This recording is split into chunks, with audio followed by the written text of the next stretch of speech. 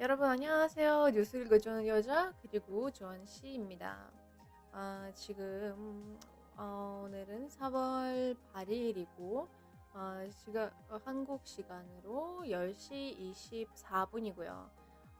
아직까지는 그 국제 여성의 날이다 보니까 우리 시청자분들 중에서 여자들이 있으시면 축하드리고요.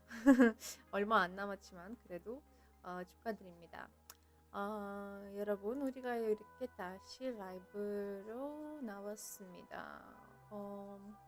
지금 사실 우리가 조금 늦었나 싶기도 하고 왜냐면 지금 한 10시 30분에 발표가 있는데 일단 어떤 발표가 있는지 한번 들어보고 그 발표 이후로 주식 시장의 상황이 이따 알아보면 될 것 같습니다. 일단 조한 씨한테 넘기겠습니다. 조한 씨 안녕하세요. 네, 청취자 여러분 안녕하세요. 있습니다. 전 세계에 계시는 모든 아름다우신 여성분들 대선의 날 축하드립니다. 네, 이스님이 오늘 마음이 급하세요. 또 여성의 날을 맞이하셔서 또 많이 급하시고 잠시 지금 급하게 5분 후부터 발표들이 좀 있으니까요. 중요한들이 일단 발표부터 먼저 말씀드리겠습니다. 윌리엄스 총재 랩하고 독보권 있으신 분이 부서 있으셨고요. 그부터 5분 후 미국 2월 기노버 취업자 수 이전 3,353K 예상의 200K 보고 있고요. 같은 시간 미국 실업률 이전 3.7% 예상 똑같이 부합하고 3.7%로 예상되고요. 미국 2월 시간당 평균임금 이전이 0.6%였는데 지금 평균 0.2%로 낮아졌을 것이다 하고 이 2시에 미국 USDA 세계 농수산물 수급 전망 보고서 그다음에 문제시에 미국 베이커 휴전 시총 시축기수가 있고요. 월요일 성제는 중립금리가 상승했는지 명확하지가 없다. 중립하지 않아서 중립금리가 여전히 낮다는 말을 했어요. 이거는 뭐 기준금리가 높은데 중립금리가 낮은 말이 안 되죠.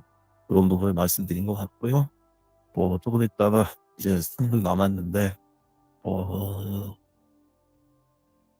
기대됩니다. 오늘의 또 준비 스타트부터 강력한 게 있는데요. 저희는 또 우리는 슬기롭게 이 부분을 또 잘 받아서 또 잘 매매할 수 있도록 그렇게 한번 해보겠습니다. 감사합니다. 네, 조한 씨 감사합니다. 우리는 우리만 아니고 오늘은 금요일이다 보니까 이번 주에 승부를 보기가 마지막 날이다 보니까 좀 마음이 좀 급하기도 하고 좀 선거하고 싶기도 하고 그러니까 지금 매매를 좀 빨리 시작하고 싶은데 지금 발표 전에 그리고 지금 뉴스에 나오는 정보 따르면 나스닥이 지금 81% 올라가고 있습니다. 뭐 지금 발표 전 2분 전이고요. 과연 어떻게 될지는 좀 기다려봐야 될 것 같습니다. 김진현 씨 안녕하세요. 네, 안녕하세요. 여러분 이렇게 시청해 주셔서 너무 감사합니다. 일단 발표 시작하기 전에 여러분 좋아요, 구독 눌러주시면 감사하겠습니다. 오케이 40, 20초 남았습니다. 청취자분들, 진짜로 반에 김진영 감사합니다. 좋은 정보는요. 그냥 초보자라고 생각해 주시고 그냥 조금 기회해 주시는 부분에 있어 너무 감사드립니다. 이거는 일승님이 좀 이상해요. 느낌과 감정 손이 좀 이상해요. 여성들에 대한 어쩌고 떠들고 하던데 좀 이상합니다. 이해도 좀 해주세요. 좀 이상해도 좀 이해도 좀 해주세요. 또 때려야겠네, 주원 씨를. 참나 이상한 말을 하네요. 또 시작했네. 아무튼 지금 발표가 아직은 안 했는데, 근데 왜 갑자기 떨어지네요? 어, 근데 사실 원래 제 루틴을 좀 벗어났어요. 원래 오늘 매든지 매순지 좀 분석해야 되는데, 아직까지 이런 정신이 없어가지고, 아, 참 모르겠네요. 뭐, 사실 지금 가격이, 나스닥 가격이 엄청나네요. 엄청하고, 그러니까 좀 벌어지지 않을까 싶네요. 아무튼 오케이, 발표 시작했습니다. 오케이. 바로 엄청 강력한 매도인데. 아, 안 좋게 나오네요. 안 좋게 나와요. 아유, 무슨 시험인데요. 보시죠.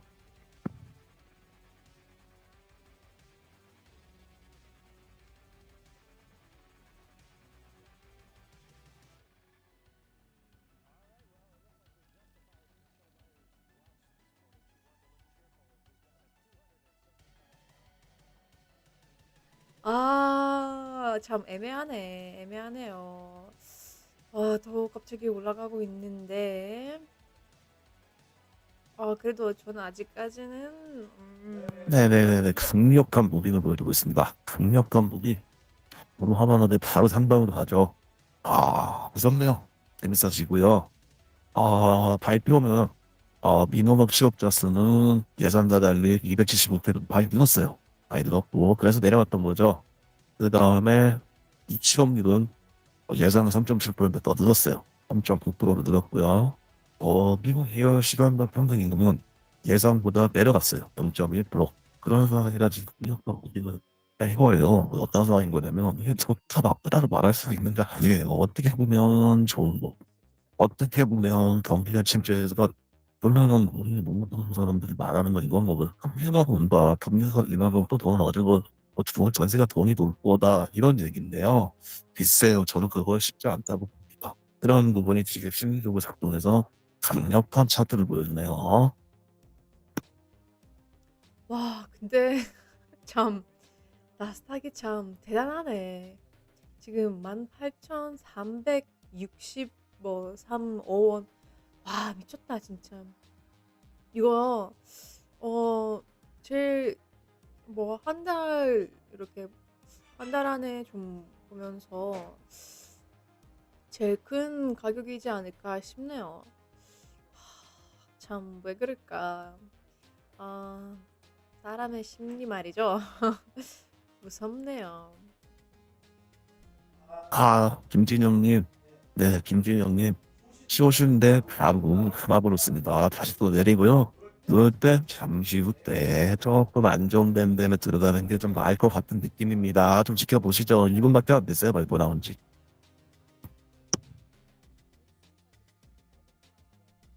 네, 조은 씨, 오늘은 매매를 좀 잘해봅시다. 마지막 날이다 보니까 잘해야죠. 지금 부담 주는 거예요.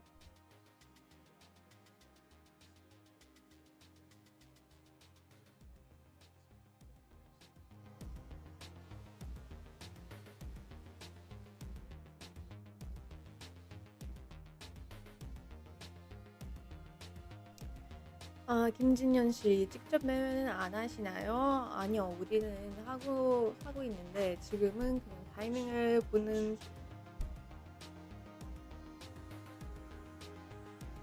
지금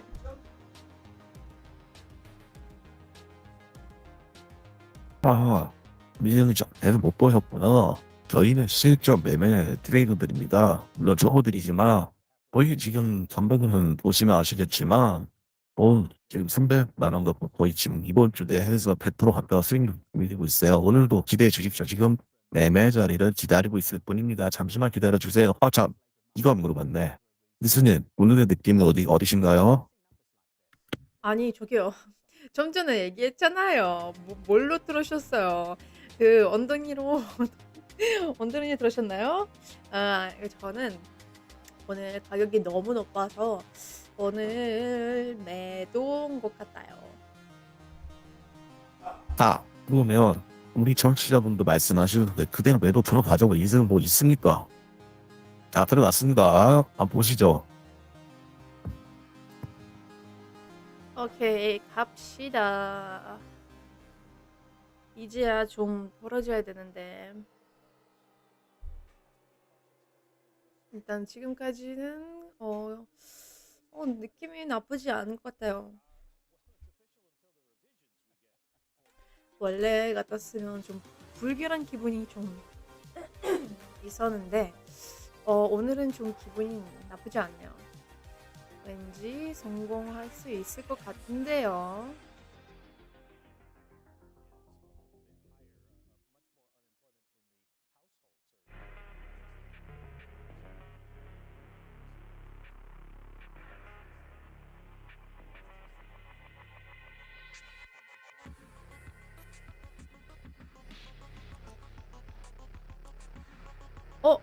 갑자기 갑자기 올라가네. 김받네. 뭐 아무튼 이렇게 일단 아직은 좀 반당하기가 좀 그렇고.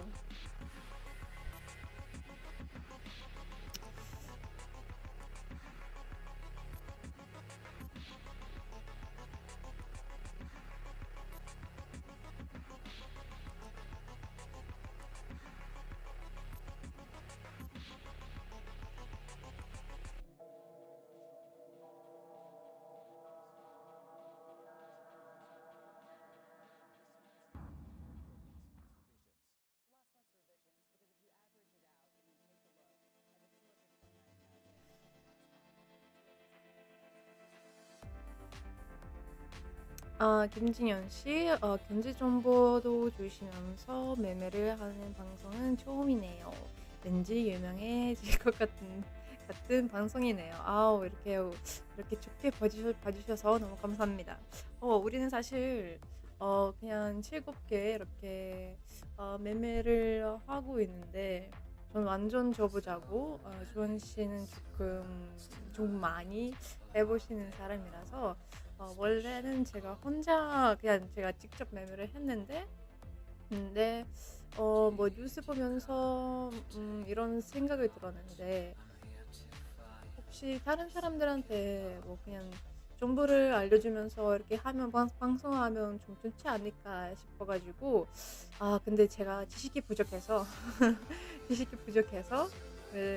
이렇게 주원 씨를 불렀는데, 뭐 그렇게 다행히 주원 씨가 우리 방송을 찾아가지고 댓글을 많이 남겨주셨는데,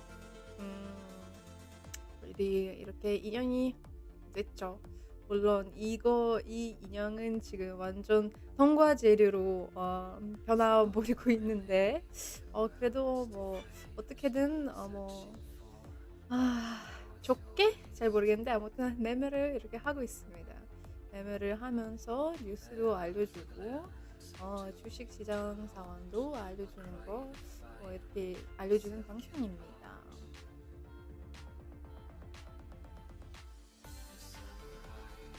이거 HTC가 미니인 듯해요. 네, 맞습니다. 제가 쓰고 있는 업체는 그 미니인데요. 왜냐면 제가 완전 초보자라서 담보금이 별로 많지 않아서 일단 저는 어떤 소개로 이 업체를 찾아봐가지고 미니 업체로 지금 쓰고 있습니다. 혹시 궁금하시면 거기 영상 밑에 링크가 나와 있어서 클릭하시면 카톡이나 텔레그램으로 들어가시면 됩니다. 아무튼 저는 지금 1대10 레버리지를 하고 있는데, 그나저나 주원씨, 우리가 레버리지를 좀 이따가 좀 바꿔놓으면 어떨까요? 왜요? 뭘로 바꾸신다는 얘기신 거죠? 뭐 상황이 괜찮으면 저 왠지 오늘 쭉 매도로 갈 것 같은데, 레버리지를 좀 낮춰주면 좀 더 승부를 볼 수 있지 않을까 싶은데, 근데 일주일 동안 모르는 거야. 하루를 다 말아먹자는 일이시군요. 오늘 왜 이러세요? 왜 편의점이 왜 그러세요? 요새 달려고 미치셨어요. 아니 저는 이거 지금 주원 씨한테 부담을 주는 거예요. 잘해야 되잖아요. 누구 때문에 러스크탄을 당하고. 물론 일주일 전인데 그래도 저는 아직까지는 다 기억하고 있습니다.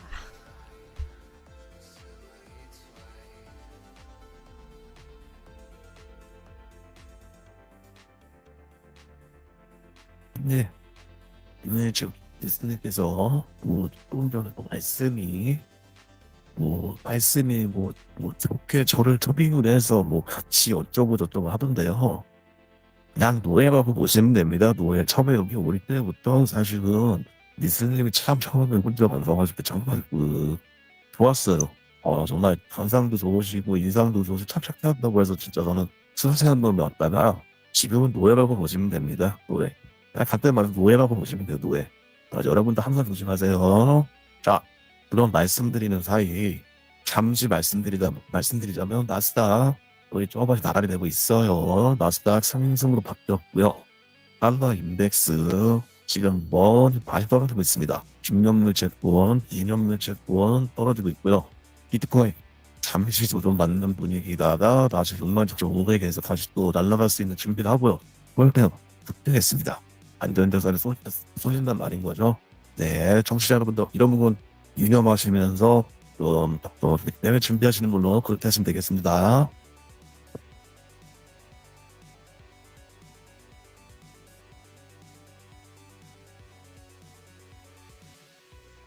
네, 여러분. 그럼 일단은 우리가 지금 매매를 하고 있는데, 참 애매한 상황이요. 애매한 상황인데, 일단은 우리가 좀 상황이 나아질 때까지, 나아질 때까지 조금 기다리고, 지금 그냥 티타임을 좀 가지려고 해요. 조금 있다가 한 10분, 15분 있다가 다시 돌아오겠습니다. 조금만 기다려주세요.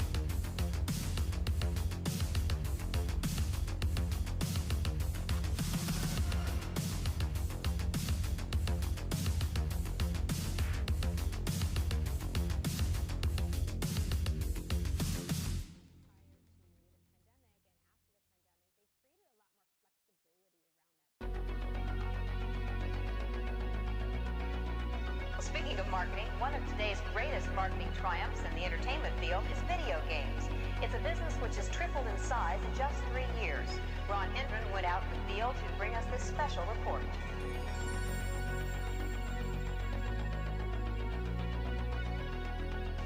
All over the country, armies of young people are blasting away at invaders from outer space and paying for the privilege. I'll be looking at the electronic game craze, which has not only fascinated the nation, but which has created some interesting problems as well. Although it looked innocent enough, this machine turned out to have some unusual powers. It kept kids mesmerized for hours. We are not a sentimental age.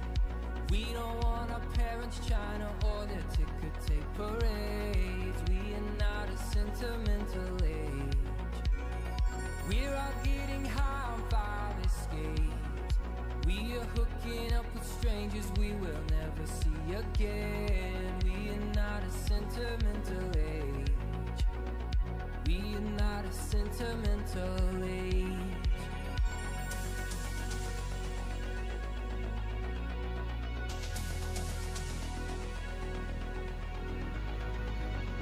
When I dream we're all melting together, synchronized in a mass embrace. Beads of water folded together like a North Shore wave. How strange, with parts of each other, how strange. I'll never even know your name. 청취자 여러분들 죄송합니다. 사실 제가 잠시 피땀을 가진 게 다른 게 아니고 내동매매가 들어갔어요. 내동매매. 청취자 여러분의 말씀 하나에 저도 손이 나갔어요. 내동매매죠. 그래서 지금 또 손실을 원래 일주일에 가장 주는 게 금요일인데 프라이데이인데 그러니까요. 저 사실 매수업보다 나빠 전에 저 밑에 떨어지는 부분에서 매수를 잡으려고 너무 잘 불렀는데 지금 매도가 되면서 손실이 커지고 있어요. 그래서 잠깐 멘탈을 가가지고 단판을 하고 방석 취하고 왔습니다. 다시 열심히 해보겠습니다. 수원씨, 오늘도 신나이네요, 참. 마이너스 30만 원이라니. 참.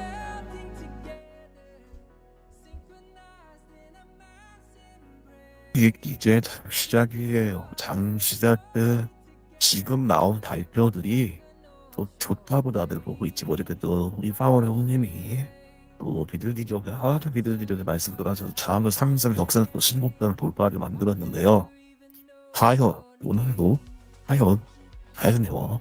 왜냐하면 오늘 상승률이 높아요. 지금 18,360입니다. 이거 뭐라 할 말이 없어요. 지금 비트코인도 그렇고 그만큼 전 세계 경제가 좋을까요? 물론 AI와 엔비디아의 진격의 엔비디아가 이끌고 있지만 저는 개인적인 뭐 유명한 애널리스트도 아니고 능력이 큰 사람은 아니지만 그런 거품이 있다고 생각하는 사람입니다.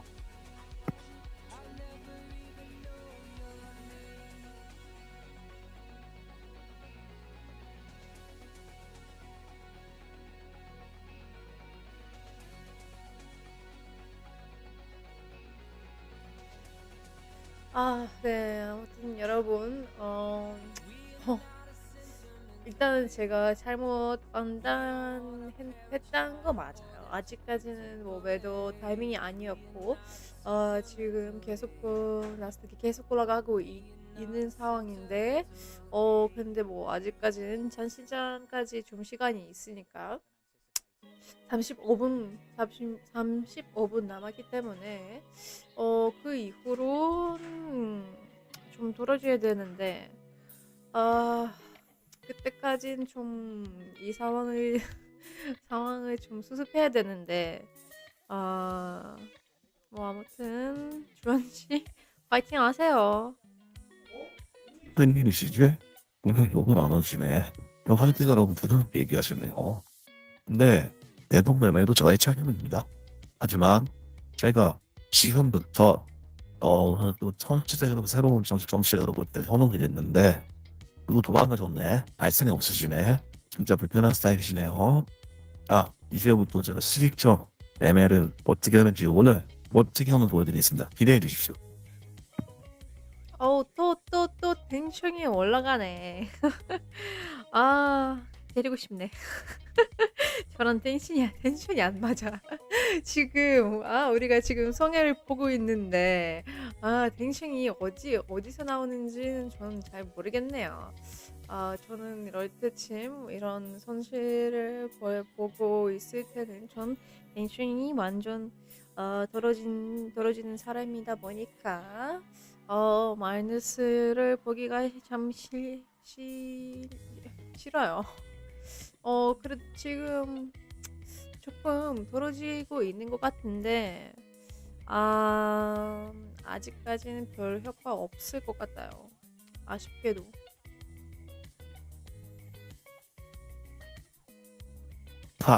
뭐 이런 거가 보여집니까? 오늘 능력과 운동 이벤트, 숏 이벤트, 좀 충분히 끝이가면 보여드리겠습니다. 좀 기다려보세요.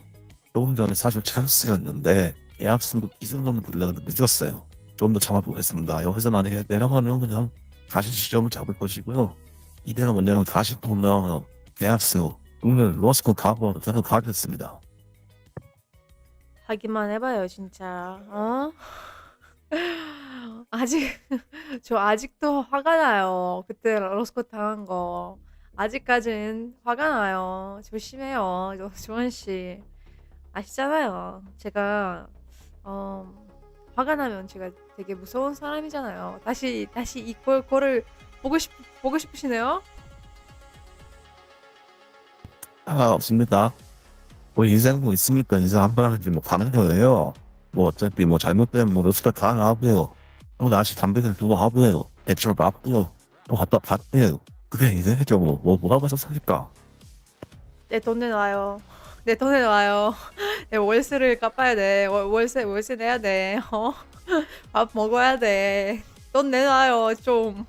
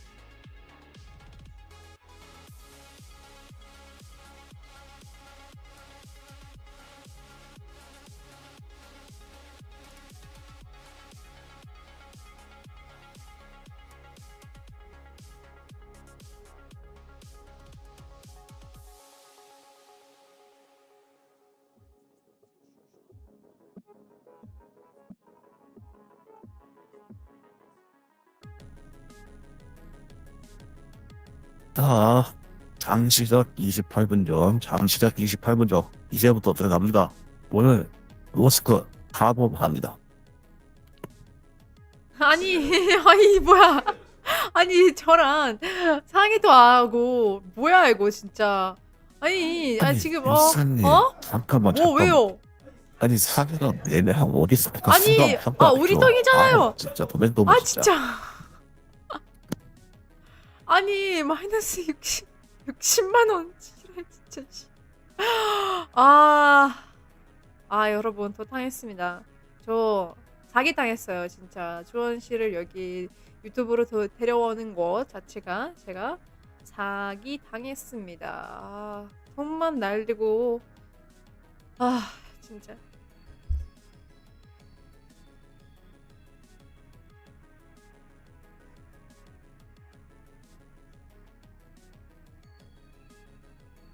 이 학자들은 아재까지만 했어도 무슨 쇼핑을 했니, 좋아서를 했니, 어쩌고저쩌고 하더니 이제는 사기를 당했고, 진짜 불편하네. 그냥 여성의 나이가 참가했는데, 그 내방울 맞닥정을 맞닥하면서 어디서 마십시오. 싹 다. 어차피 내 동네내라 그냥 끝까지 가겠습니다, 오늘. 오늘 참 맞아야겠네요, 주원 씨. 진짜. 아니, 아무튼, 여러분들. 잠시만 기다려주세요. 좀 직접 얘기해야 될 것 같습니다.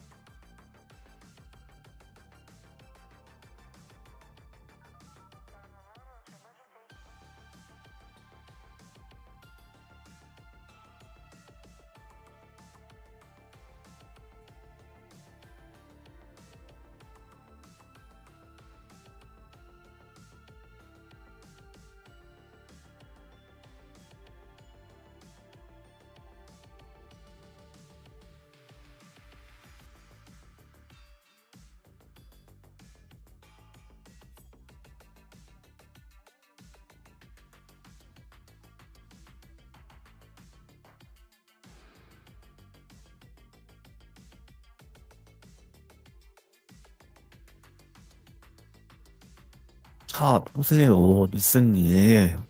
제가 오늘 러스하고 하도 간다고 했어요? 안 했어요? 보세요. 저는 도와드리겠습니다. 오늘 집계해야 되는 까불집입니다. 한번 보시죠, 오늘. 네, 알았어요. 네. 참 잘했어요. 그래도 뭐 거의 20만 원 거의 먹었습니다. 다행히. 다행히 이렇게 성인글 봤는데 아무래도 우리가 창시장까지 좀 기다려야 될 것 같고 그리고 매도로 들어가야 되는데 전 오늘 진짜 강력하게 매도 기분이 확 나요. 과연 그럴지 우리가 20분 후에 알 수 있을 겁니다.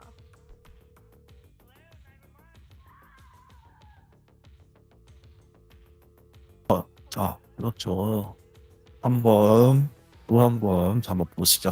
한번 또 타임을 다시 한번 또 한번 보시죠. 일단은 저희 지점이 안 좋아서 잠시 나왔어요. 한번 다시 한번 보시는 걸로 하시죠.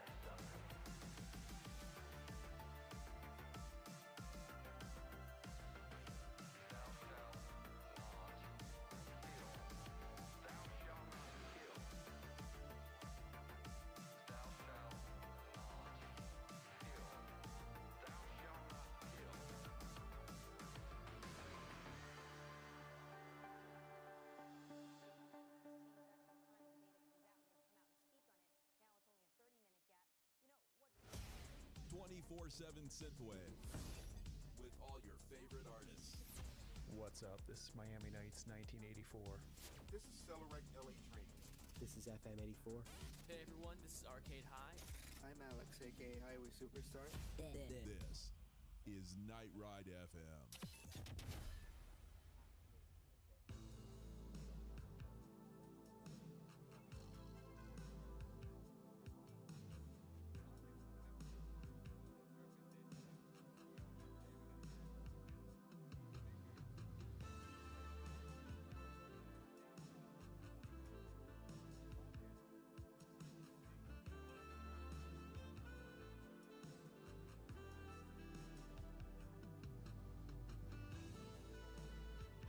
용님, 맞습니다. 정말 취급받기 잘했죠. 손자들이 말씀하시는데 누가 펌이고 누가 젤인지 모르겠어요. 제가 언젠가는 저 고양이 같은 분을 내가 호랑이로 만들어 버리겠습니다. 기다려주세요. 예, 화이팅하시고 지켜봅시다.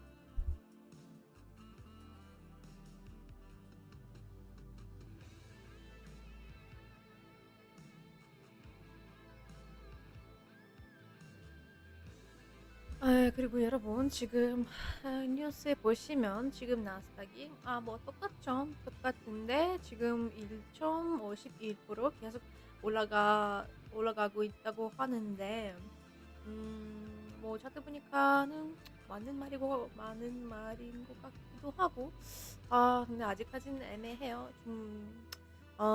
매매 들어가기엔 애매합니다.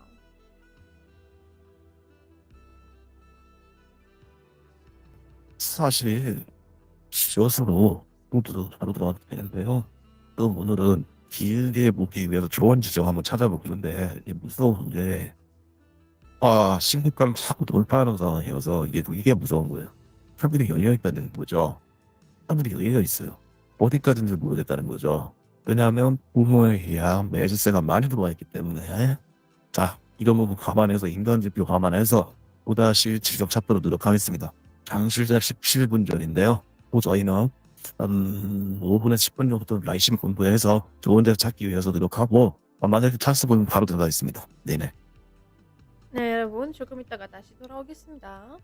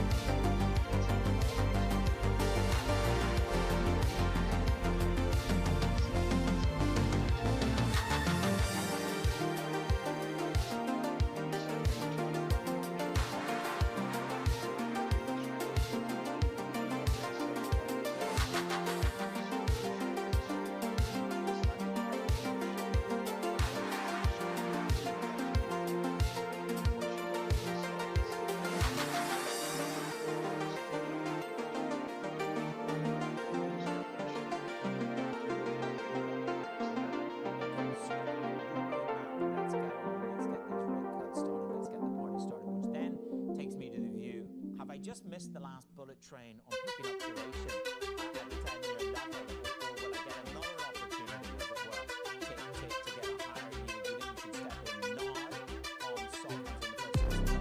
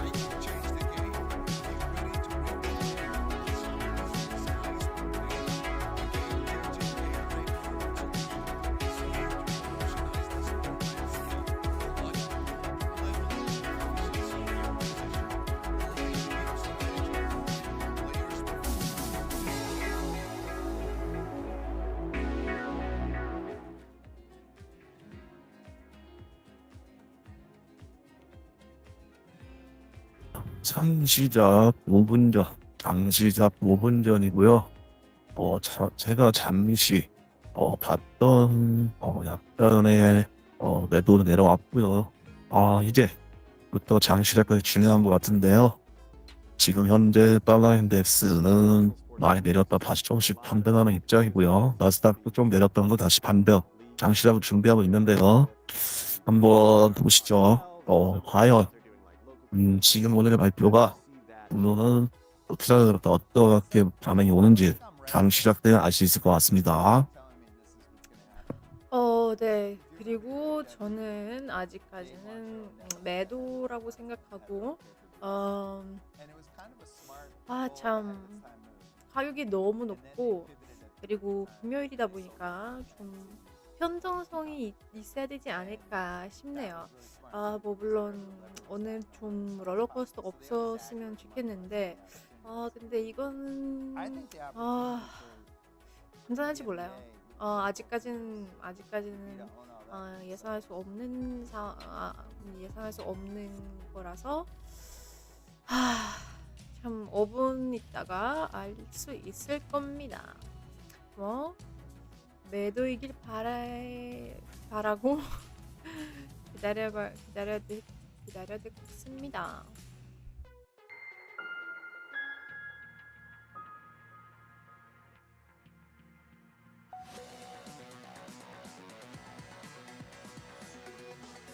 Get to your morning calls on what the analysts are saying on Wall Street. First up, JP Morgan upgrades General Electric to overweight, pointing to the company's strengthening aerospace division. Next up, RBC Capital upgrades Carvana's to sector perform with a street high at $90 a target, highlighting the company's underappreciated cash generation. And finally, Morgan Stanley upgrades UBS to overweight, expecting a strong comeback for the investment banking arm of the business. Stock trades at the highest level since 2008. Coming up, we've got PGIM's Michael Collins, we've got iCapital's Anastasia Amoroso joining me.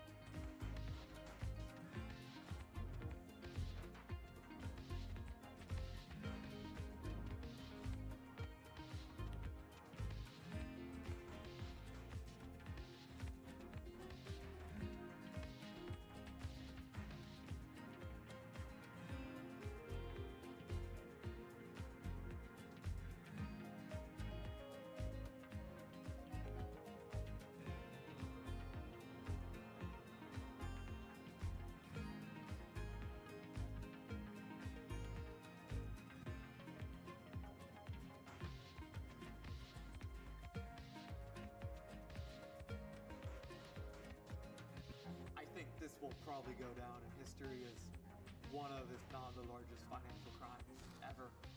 I cannot imagine a scenario where $8 billion just disappears.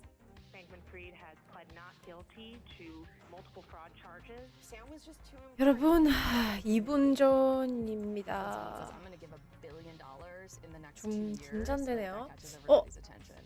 주원 씨, 지금 조금 떨어지고 있는데 우리 좀 미리 매도로 들어가는 게 좀 어떨까 싶네요. 뭐 물론 이거 제 개인적인 생각이지만 버튼 클릭해 주세요. 미사일 발사. 네, 일단 해보시죠.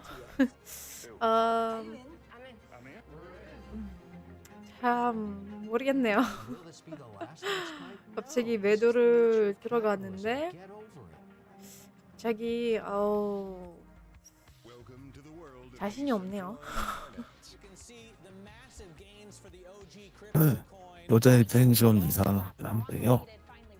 글쎄요. 일단 매도 떨어지고 있고요. 잠시약 1분 전인데 제가 분명히 아까 말씀드렸잖아요. 아마 초보 투자자분들이 약간 발표를 다르게 받아들일 수 있다. 그런 순간 매도가 나올 수도 있어요. 지금 현재 그런 상황인데 이대로 떨어지면 너무 좋은데 글쎄요. 한번 기다려보시죠. 저는 좀 더 있었는데 저는 너무 늦으려면 믿습니다. 한번 보시죠. 자, 방시작 1분 전. 방시작 1분 전입니다.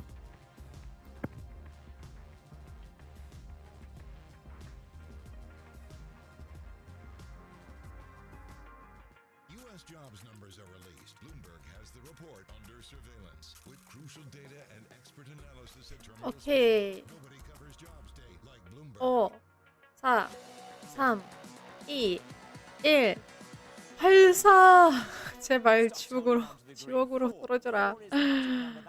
떨어져야 되는데 아니다 올라가고 있는데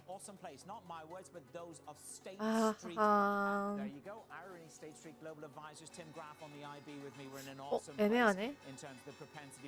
와리가리 하고 있는데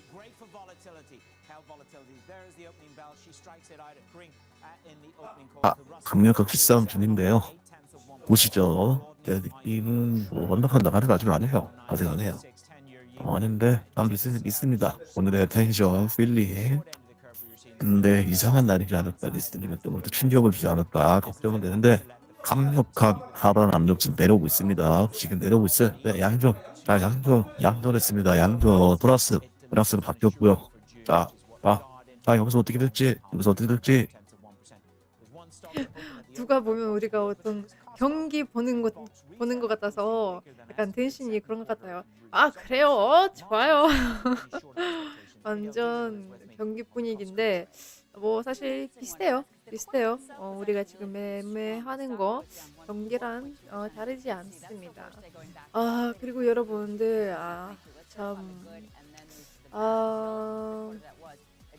애매하네. 지금은 애매한데 그리고 아시죠? 오늘은 금요일이다 보니까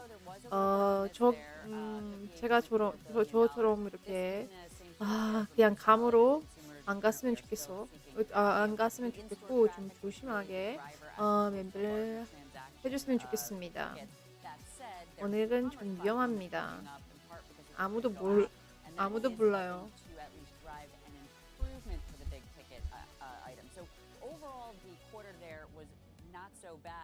But in terms of what could be driving the stock down, Citi is saying that there's a lack of catalyst for the stock. Yesterday was at an all-time high, if you can believe it, up a whopping 62% over the last year. Baird is commenting on that price action, saying that valuation is at a near an all-time high. And then we have some analysts saying that it's just not a good thing that they haven't raised their membership fee. Whatever the factor is, I think that it could be that massive rally into this, a good quarter, but maybe not the perfection, to your point, Manus, that some folks wanted. Okay, Abby, thank you very much. Keep an eye on those retail stocks. It's been a big week. Let's stick with the earnings front. Pivot over to Broadcom. The shares in the red despite increasing demand for its AI products. Investors are focusing on the company's chip sales instead, which fell short of the estimates, and that's the disappointing part of this report. Ed, what have we got this morning? Down 1.25. Yeah, it's a real mixed bag. I mean, Broadcom did make an attempt to open higher this Friday. You can see that we're down almost a percentage point in the moment. The story is really simple, which is that there is an AI-relevant part of Broadcom's business, and they've upped the proportion of sales to 35% this year, where they see growth coming from AI. But the reality is that its bread and butter business, which is providing semiconductors for smartphones, they never name this customer, but Apple is their biggest one in North America. It's just not performing as expected. There is softness there. So in the fiscal first quarter, sales of $7.4 billion, below street expectations of $7.7 billion. But they were able to kind of reaffirm this full year fiscal 24 target of $50 billion of revenue. So it's a bit of a mixed picture. The after hours declines were more significant than you're seeing on your screen following the open. Where Broadcom is AI relevant, it does not make AI accelerators or GPUs like NVIDIA does, but it does make the networking gear that goes into the build out of a data center. So if all of this infrastructure spend is happening, then it's likely that there will be some feel good for Broadcom. And indeed, they said the contribution of AI will be 35% this year, up from 25% their previous forecast. But they're also in the custom silicon business. And if you think about the hyperscalers, those operators of data centers that are 청취자 여러분들, 잠시가 5분 됐는데요. 조금 안정이 되는 것 같아요. 안정이 되면서 우리의 파트너 뉴스님 나가리 말이 없었어요. 오늘 지금 텐션이 있었는데 말이 없어지고 나가리 되는 분위기입니다. 근데 나가리 되는 분위기예요. 또 무슨 말씀할지 궁금하네요. 자, 짬국 1분봉 기준으로 강하게 올라오고 있고요. 저번 안에 돌파하면 무시무시합니다. 우리 나가리 제대로 될 수 있어. 자, 오늘 저는 한번 지켜볼게요. 어떻게 하는지 한번 혼자 한번 해보시죠. 다들 자꾸 뭐라고 하시던데 한번 보겠습니다. 아 참나 이상한 사람이네. 뭐 지켜보세요. 네 지켜보세요. we have GAAP reporting an EPS at 49 cents. That's more than double the estimated 23 cents. Revenue also came in higher at 4.3 billion compared to the 4.2 billion. 뉴스님의 나날이 소식을 잠시 전하면서 잠시 저는 긴장 탈되는 상황이라 사실 제가 웃는 게 아니에요. 불안합니다. 빨리 내려가야 돼요. 안 내려오면 뉴스님 또 히스테리가 어마어마하시죠. 다들 아시죠? 말 안 해도 조금 있다가 저 5분만 있다 뵙겠습니다.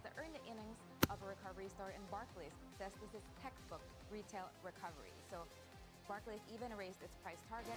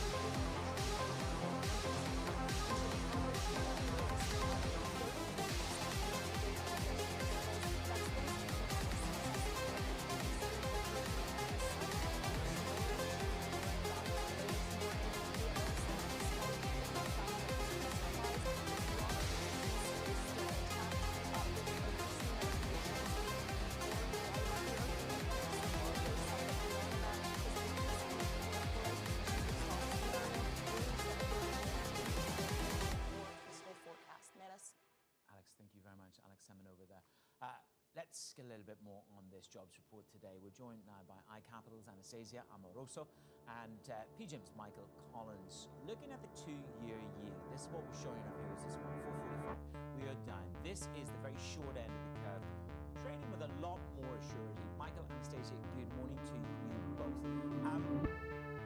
Mohammed El-Arian says this is an ambiguous report. Tim Graff from State Street is on the IB with me right now saying this is an awesome position for the Fed to be in because the wages are lighter than we estimated. The revisions help us. Michael, is the Fed in an awesome place to have the confidence to cut as soon as June? Good morning.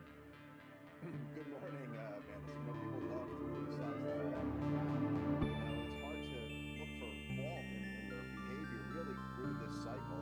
They were a little slow to start raising rates. They'll probably be a little slow to start cutting rates. That's their typical MO, right? They kind of sit on their hands and they wait for a reason to cut rates. And they really haven't had that reason. The economy's doing fine. The labor market's doing fine.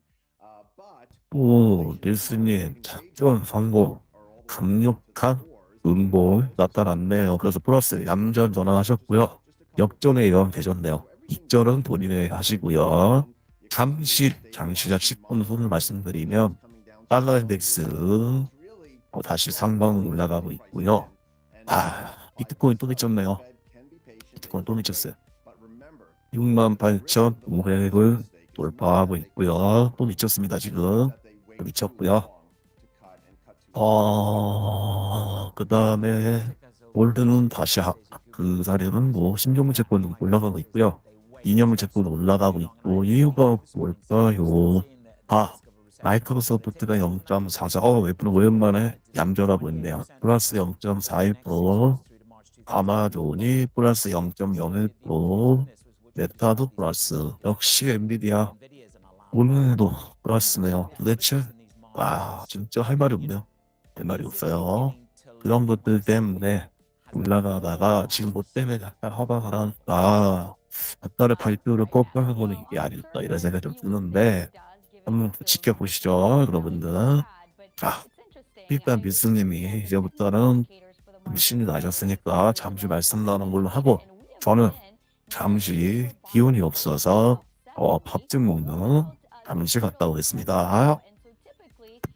네, 주원 씨, 밥 맛있게 드시고, 뭐 재착전보다는 뭐 그냥 감으로 갔는데 아직까지는 좀 아리까리하네. 아직 상황이 좀 왔다 갔다 하긴 하는데 뭐 물론 지금 뭐 플러스 뭐 2만 원, 3만 원 이렇게 하고 있는데 근데 저 아직까지는 아무리 조금 올라가도 아무리 조금 떨어져도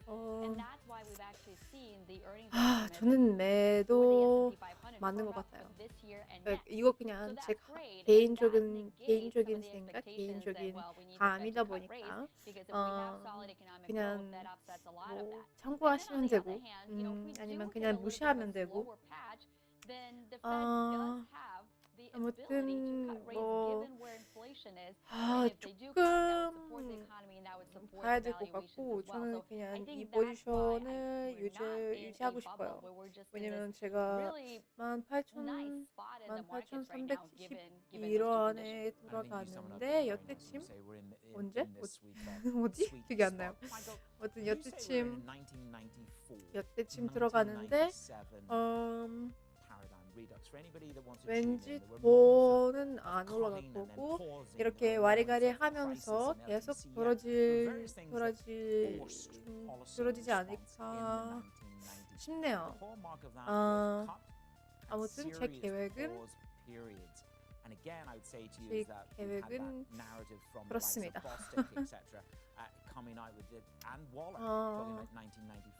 아직까지는 잘못하고 있는 것 같기도 하고 괜찮지는 잘 모르겠는데 쭉쭉쭉 지켜봅시다. I think if there's a mispricing, it's that the markets are only pricing in the funds rate going to 3.5. Really and getting stuck there for 10 years. 그리고 여러분 아시죠?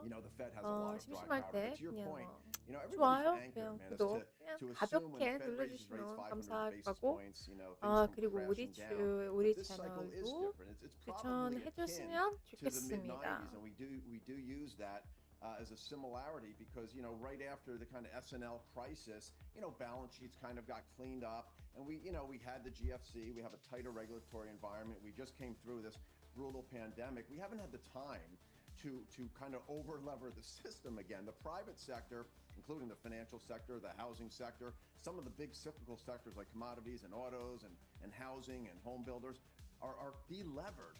Right, so you don't have this kind of house of cards that normally builds up through the cycle, and then the Fed, smashes it down with their rate hiking hammer. So the private sector is actually in really good shape. So yeah, we're thinking the Fed can orchestrate this soft landing, but they do have to cut.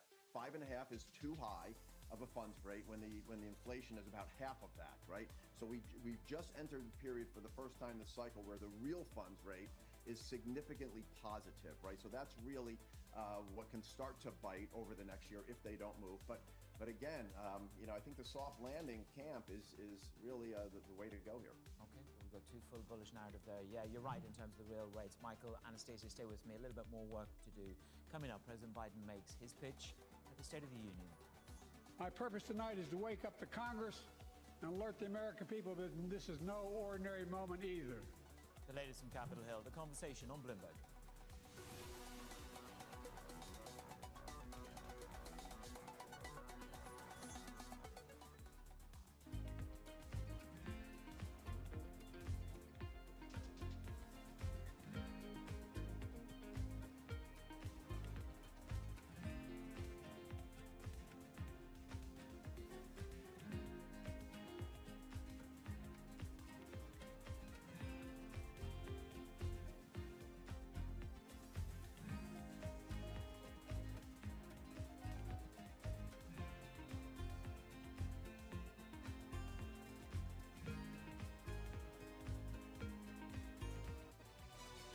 This is Bloomberg News Now.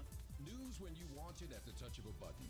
Another volatile day on Wall Street. We're seeing big moves. All eyes on Capitol Hill as Democrats and Republicans. Today's job numbers casting doubt on the Fed's next move. Inflation remains front and center. And that's news when you want it with Bloomberg News Now. Get it 24/7 on the Bloomberg Business app, Bloomberg.com, and anywhere you get your podcasts. Bloomberg News Now. Context changes everything.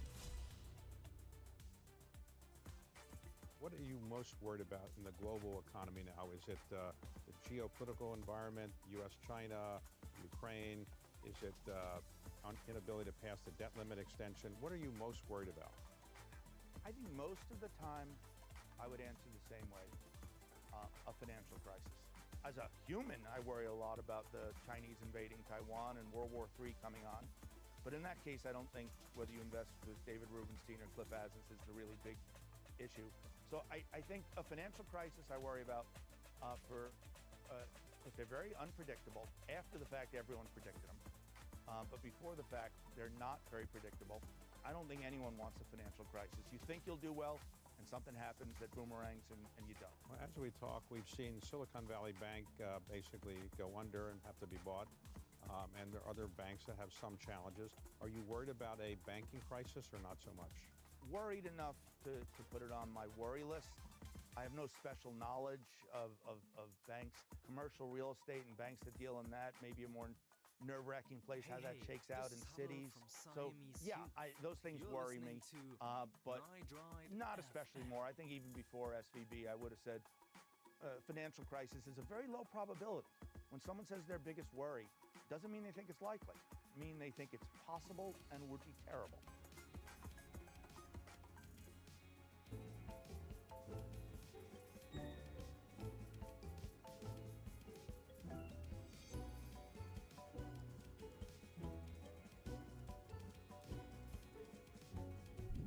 What happened was you were offered a money-losing women's basketball team, and you said, I want to be in the other sports as well. Is that right? Well, yeah, you know, you got to be.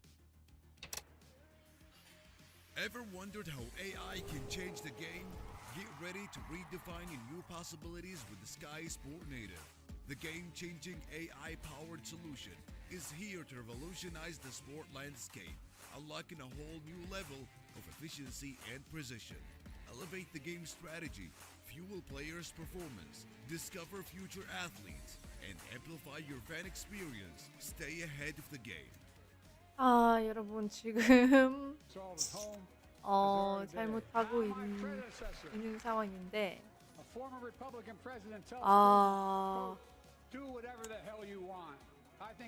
입질을 해야 될 것 같은데 보러 가면 안 되는데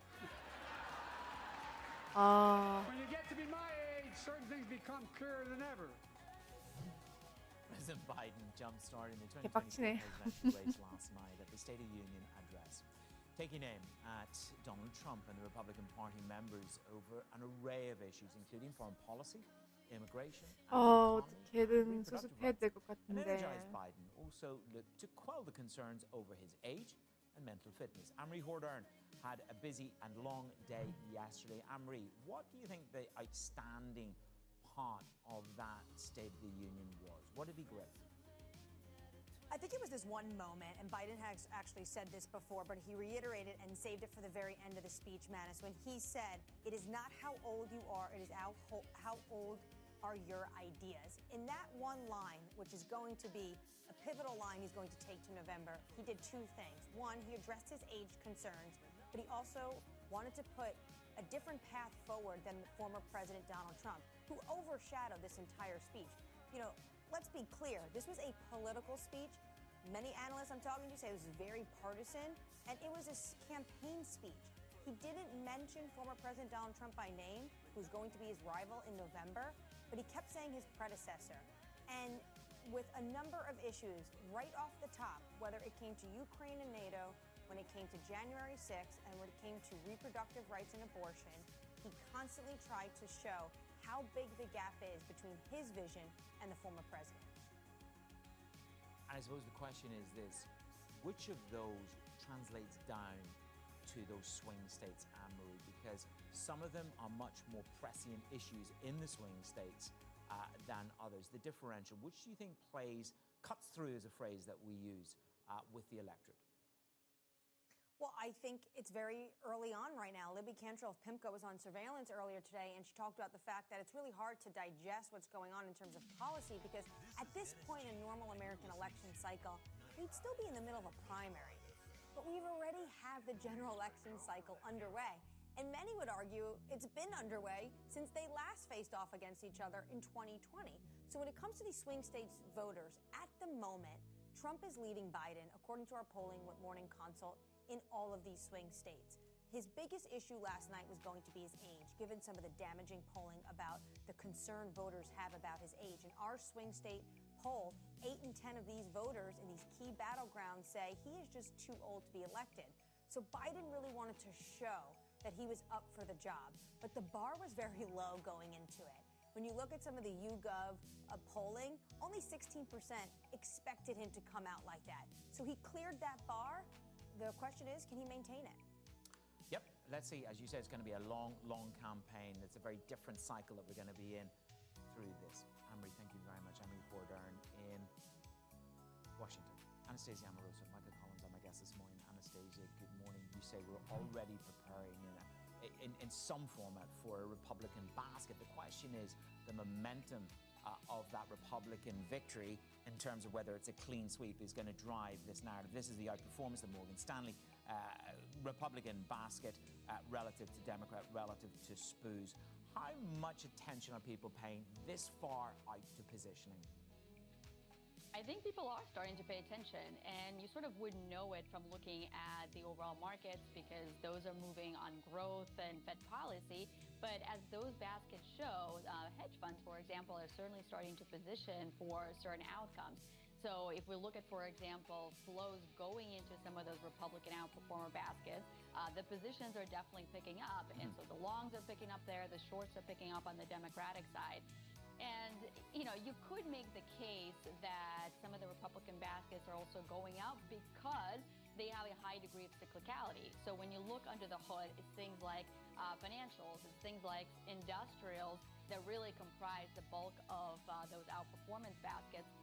But at the same time, I think people are starting to think what the next administration is going to look like, and they want to pregame that. 아, 여러분, 제가 수습하다가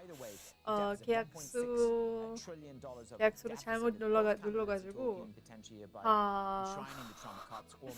지금 이 상황이 참 안타깝네요. 빠져나가려고 했는데 갑자기 계약수 3개로 늘어났어요. 잠시만요. 지금 멘탈이 나가기 직전이라서 이 상황을 좀 수습해야 되니까 잠시만 기다려주세요. You mentioned the fiscal side. I mean, I think in either case, we're going to be stuck with large, chunky fiscal deficits, a lot of supply. Maybe the rates continue to stay more elevated than I think they should be, and maybe that's the trade that's being priced in. But even on the toughness with China, even on focusing on domestic manufacturing, it seems like both candidates are kind of moving more into that same policy sphere. So it's really difficult to figure out. Like last time we had the big Trump bump, we called it, rates skyrocket, inflation expectations jumped with Trump in office. And I don't know if you can really discern between them as much. Okay, well, hopefully those nuances become clear. Anastasia Amoroso, Michael Collins, my guest this morning on Jobs Day.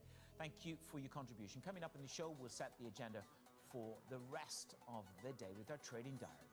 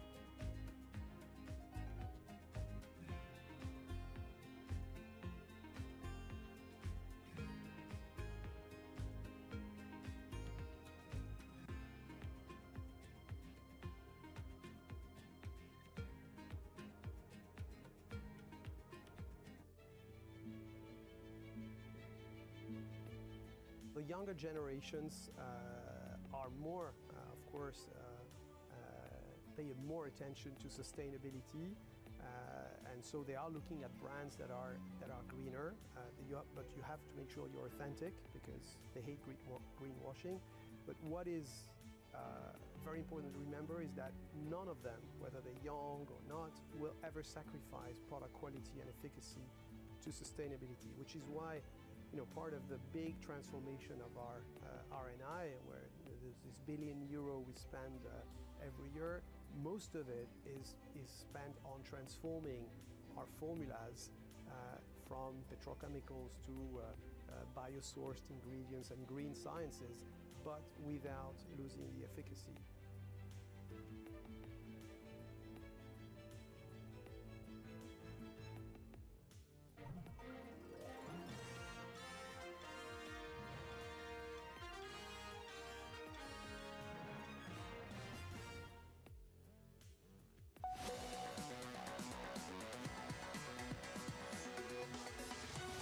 Trading diary. This is what you need to watch out for next week. We have Biden proposing the U.S. budget to Congress on Monday. The numbers for February CPI critically important on the back of the jobs report at 8:30 a.m. on Tuesday. VW Adidas report on Wednesday. Then it is U.S. PPI, retail sales, and another round of jobless claims next Thursday. Are the fissures in the employment landscape there? UMich sentiment comes out on Friday, rounding off the week.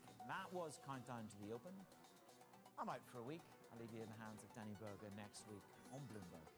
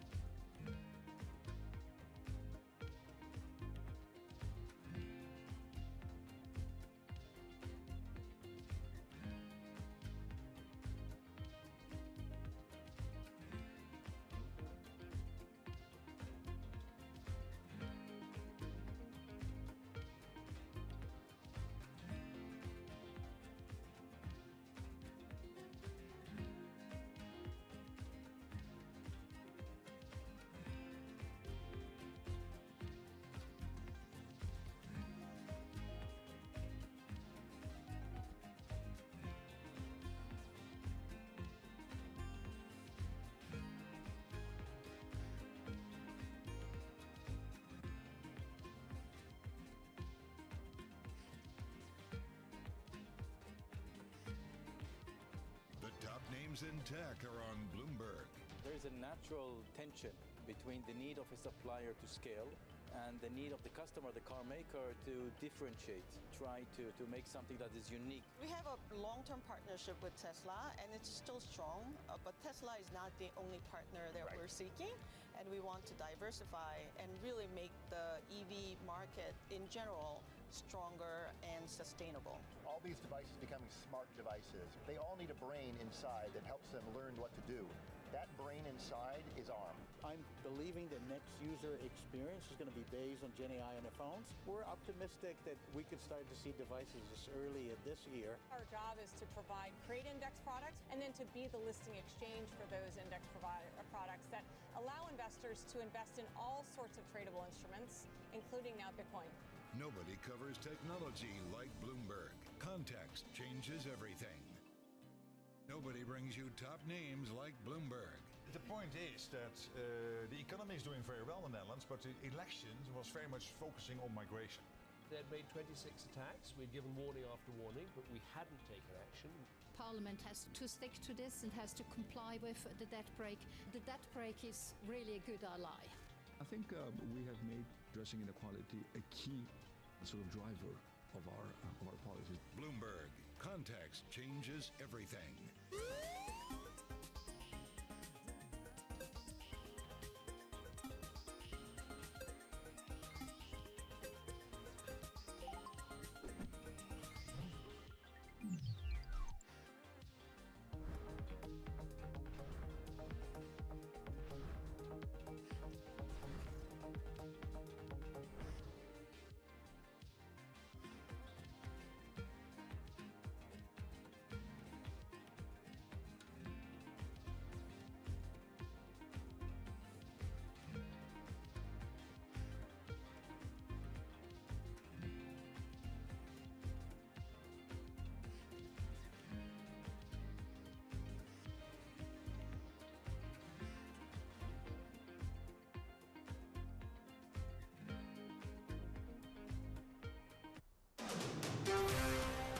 This is Bloomberg Intelligence with Alex Steele and Paul Sweeney. The real outperformance has been the U.S. corporate high yield. Are the companies lean enough? Have they trimmed all the fat? The semiconductor business is a really cyclical business. Breaking market headlines and corporate news from across the globe. Do investors like the M&A that we've seen? These are two big-time blue-chip companies. The window between the peak and cut changing super fast. Bloomberg Intelligence with Alex Steele and Paul Sweeney on Bloomberg Radio. All right, good Friday morning from the Bloomberg Interactive Broker Studio in New York City to our worldwide audience, Alex Steele and me. This is Bloomberg Intelligence Program. We focus on companies, we focus on stocks, we focus on the markets with the aid of the Bloomberg Intelligence Research Department. 400 analysts across the world covering 2,000 companies, about 130 industries. They are everywhere, so we rely on them to get some great insight. Today, Jobs Day. There's lots in there, a lot of moving parts. We're going to break that down with Joni Biley, Chief Workforce Analyst at Employ Bridge. And then we're going to check in with Gina Martin Adams and see what all this means, this Jobs Day, this economic data. What's it mean for the Fed? And what's it mean for stocks going forward? So we will do all that here in the first hour. Let's kick everything off this hour like we do with Mr. John Tucker. All right, guys, stocks adding to the record close from yesterday. 8 of the 11 major industry groups in the S&P 500 higher right now. Communication services, they're in the lead, and that's home to Meta and Google, or Alphabet, whatever they call it. Meta's shares up 1.4%.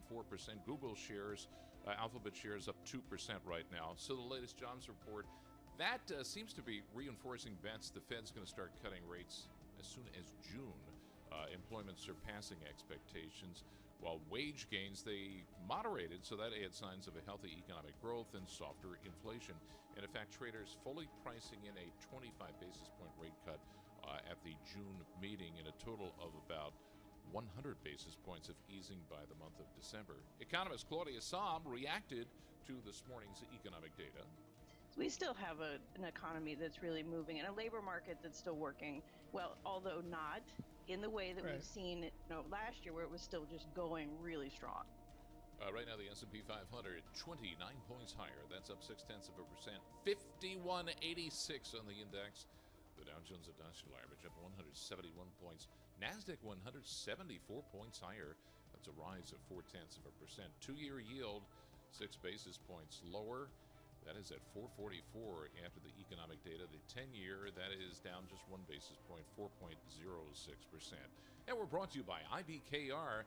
Investment advisors switch to Interactive Brokers for lowest cost global trading and turnkey custody solutions.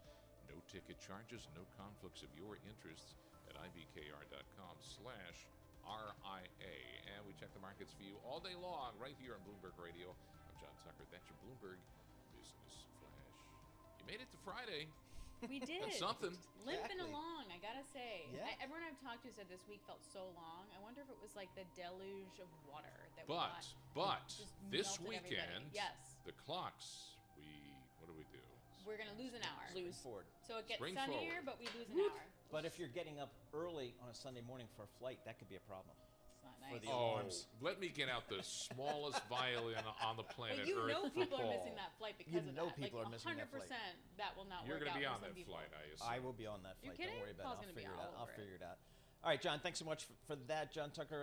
We have Alex Steele, Paul Sweeney. We're live here in our Bloomberg Interactive Broker Studio. We're streaming live on YouTube as well, so head over to youtube.com and search Bloomberg Podcast, and we're in your dashboard as well with Apple CarPlay, Android Auto, all that kind of stuff. So you can find us pretty much everywhere. So, Alex, big day on the jobs number. I guess there's a lot of moving parts out there. Yeah, I mean, I'm reading through some of the analyst notes. Some of the read-through is making some people nervous in terms of the lack of gain for wages, and of course the household unemployment really falling again, and just that, I mean, Jeffries was the one that pointed out, look, this could be the beginning of a real slowdown. Again, Yep. we're not necessarily seeing that reflected, although you are seeing, 100 basis points now priced in for cuts? Yep. Which would imply 4, right? So Right. now are we back to 4? And it seems like, I mean, the headline on the Bloomberg Terminal earlier was kind of pricing in fully a rate cut for June. So I guess, so we'll have to see how that plays out. So we got the kind of a lift to the market, as John was just reporting, with the S&P up 0.5% on the back of that data. Let's check in and see what's happening underneath the hood with those equity markets. We can do that with Nora Melinda. She covers all the markets for Bloomberg News, and she joins us here in our New York City studio. Nora, what are you looking at? Well, on this Friday morning, NVIDIA is ripping as per usual. It's hitting its highest level on record, jumping as high as about $958. It is showing that there is no lack of demand when it comes to AI and looking at those chip stocks. But we did have Broadcom and Marvel Technology reporting. I know Broadcom a bit of a mixed bag on the other hand, but NVIDIA is on track to notch its 7th straight day of gains. That will be its longest winning streak since November. And we do know that this company is valued at about $2.3 trillion, which is pushing closer to Apple's $2.6 trillion market cap. And we know that it saw its biggest single session increase in market value just last month. But I did have a colleague of mine, Carmen Reinecke, writing a story this morning about how the company looks primed for a stock split as it posts its $1 trillion rally. And so, of course, we don't know that this company has actually signaled that that's the case. But when you look back at May 2021, it announced a 4-for-1 stock split when it was trading at about $600 per share. And of course, we're well above that. But it does seem that retail traders are always interested in NVIDIA. So we'll just see what the company does. But very interesting there. Yeah, interesting too because of Marvel and Broadcom sort of not delivering. I mean, Broadcom's more diversified, but Gap doing really well too. Do you guys shop at Gap? Have you guys shopped at Gap? So I buy my some daughter's clothes at Gap. Okay. Only on sale. Like I'm not paying $40 for We Disney. know that Of course. Yes. Yeah, but we know Yes. that about me. Yeah. Yes. And I might at some point have bought some like leggings and stuff for like Likewise. working out Right. and some undergarments. And for me, that's about it. I That's get it. a couple things from But there. I'm not going to jeans for that. I'm not doing like the traditional Gap stuff. Is not where Not my thing. jam. Well, those shares are up as much as 8.7%. Now, that's the biggest intraday gain since November. And this comes after an earnings beat for the fourth quarter. And it has been promising a turnaround, and it seems that it's actually delivering it. And a lot of this is coming from its new CEO that came in about 6 months ago. That's Richard Dixon. Shares have nearly doubled in performance since his takeover 6 months ago. And the company just seems to still be on a roll. Of course, it has different brands like Old Navy, Banana Republic, and Athleta, but Banana Republic not doing as well. But Old Navy is its largest brand, and it seemed to have some good metrics there. So apparently Zach Posen, right? Isn't Zach Posen getting involved in? I'm looking at Paul. I don't know Yeah, why I'm I looking don't- at Paul. yeah. But maybe Zach Posen. I like some Zach Posen. That could be fun. That'd be fun. All right. Also, Costco, other end, not great. Are you guys card holders there? That's something I definitely wanted to know. No. Okay. I live in Brooklyn. No, I don't have the space. Okay, so I just got into Costco. Tucker, hold on, Tucker. I have gone to Costco and I actually purchased a 5-gallon jug of peeled garlic. Oh my god. This is so specific. That was like 10 years ago. Still got it. Do you really? I believe it. How big is this? Well, they've thing? turned. You don't eat them anymore. They've turned from something that was edible now into like an insect repellent. Oh god. Really? Multi-purpose. I don't know where to go from there, but it's super interesting. No, I have a great garlic chicken recipe. Okay. I'll give it to you. It's with nutmeg and 40 cloves of garlic. Or you can bring in 40 some of said cloves chicken. of garlic? Please on share. chicken thighs, and it's delicious. He assumes Please that I'm do cooking. share. All right, so not great Getting though. off track a little. Sorry. Okay. Company is falling as much as 6.1%. I'll bring some in. Please. It's seeing its worst day since December of 2022. So this is coming after it reported a second quarter revenue and gross margin that didn't meet consensus expectations. Analysts are saying that the print was pretty strong overall, but Citi is saying that it's hard to see catalysts that can drive Costco shares higher. And analysts have really been looking for them to increase the prices for their membership. But what I love about it is that it's affordable. It's relatively affordable and you're getting good bang for your buck, but we do want to see some price increases when it comes from the analyst perspective. Stock selling off on that news. All right, Nora, thank you so much. We appreciate it. Nora Melinda covers all the equities for us. Again, the S&P up about 0.6%. The NASDAQ up just under 1%. And the Russell, I'll point out, the Russell Small Cap Index up 1.4%. So again, we're seeing some of that dispersion, if you will, some broadening out of the marketplace. I'd like to see that on up days. Again, just kind of summarizing that non-farm payroll data. The good news was, for the month of February, came in better than expected. 275,000 jobs added. Consensus was 200,000, so a good headline print there. Kind of a little bit of the downside here is a big negative revision for the prior month. The prior month was revised down from a gain of 353,000 to 229. Claudia Somm from the Somm Group said, don't worry about it. It's just noise. Take it in stride. Take everything on like a 3-month basis, rolling basis, and basically the payroll market's pretty strong. Joni Biley joins us, Chief Workforce Analyst at EmployBridge, reportedly on Zoom from Pompano Beach, Florida. What are we doing? You're jealous, right? Yeah, why not? But I'm going out to the mountains Sunday, so I'm all right. Joni, what did you make of this jobs report number today? A lot of moving parts, as we've been saying. Yeah, you really have to break it down because there is a lot of data in this report, and there's some good news and there's some bad news. So to your point, you were talking about, the revisions that were made to the prior month. We did see some pretty big revisions downward to January, and then also some revisions in December. So, the previous month's reports weren't really as strong as we thought they were.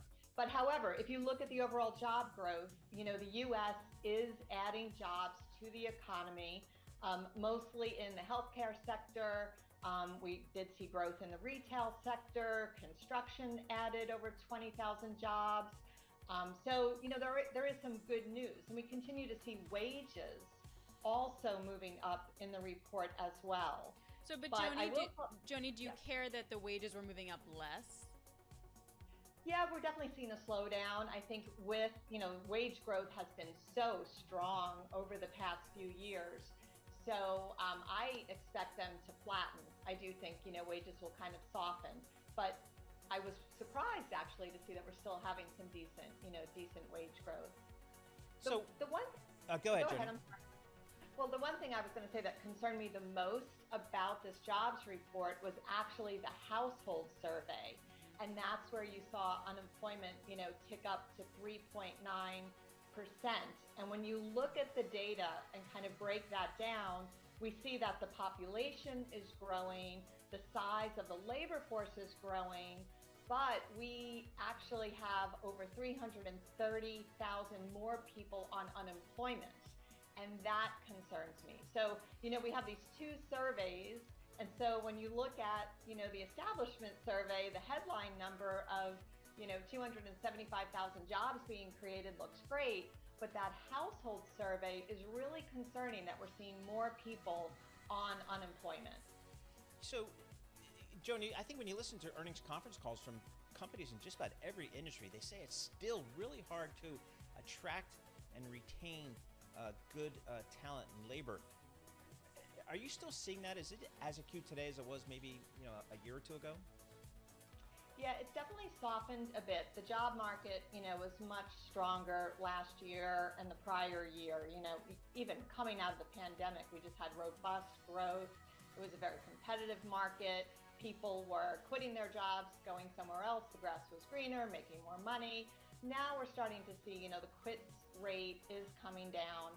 It is still, though, a very tight job market. To your point, we have 8.9 million job openings, about 6.4 million unemployed workers. So more jobs than there are people. But it depends on the sector, that you're in. We've seen a slowdown in some of the professional and business service sector. Healthcare, though, continues to remain strong.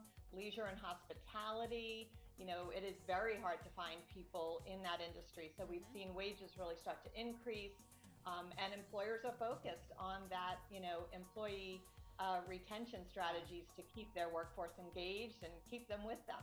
So to that point, the market is pricing in now 100 basis points of cuts this year. It really starts to kick off in June. Is this an economy that needs that? Like, if we do get those cuts, is there now pent-up demand with companies that would actually make the job market tighter?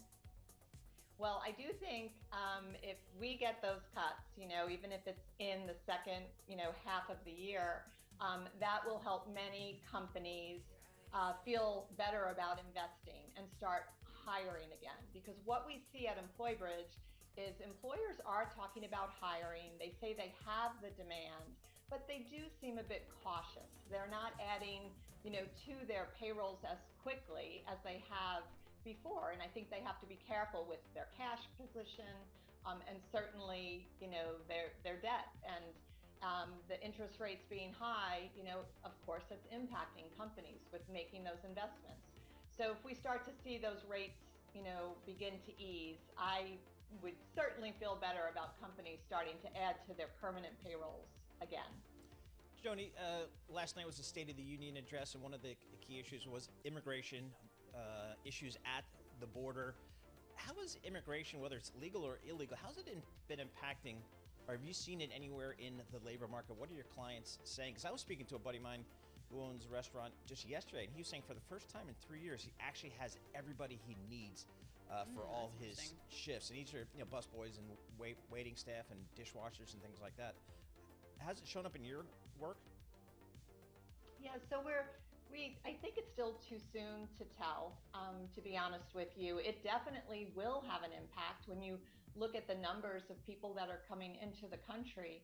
Obviously that's adding, to the population, and many of them are unskilled workers, so they will really, if obviously getting their green cards or being able to work in the United States, they will impact the lower level jobs, looking for talent more in those unskilled positions. And we see that we haven't really seen a big impact in the workforce yet, but it certainly would impact the workforce in the future.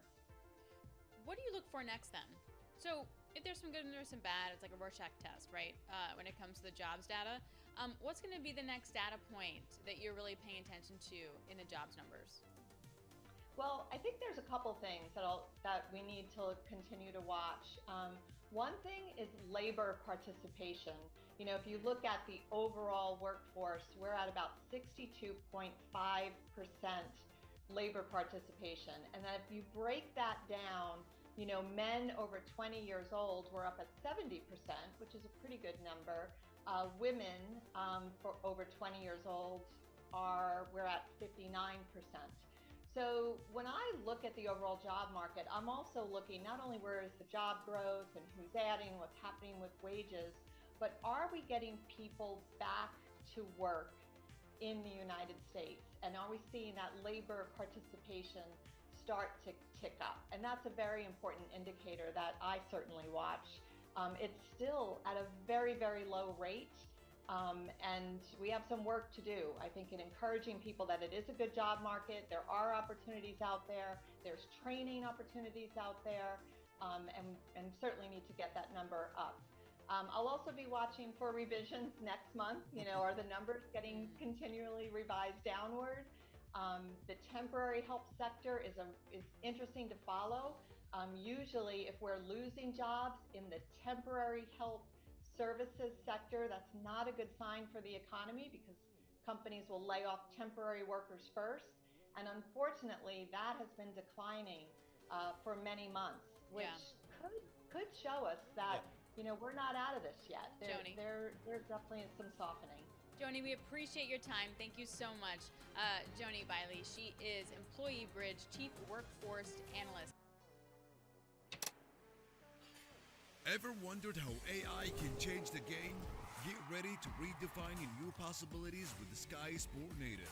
The game-changing AI-powered solution is here to revolutionize the sport landscape, unlocking a whole new level of efficiency and precision. Elevate the game strategy, fuel players' performance, discover future athletes, and amplify your fan experience. Stay ahead of the game.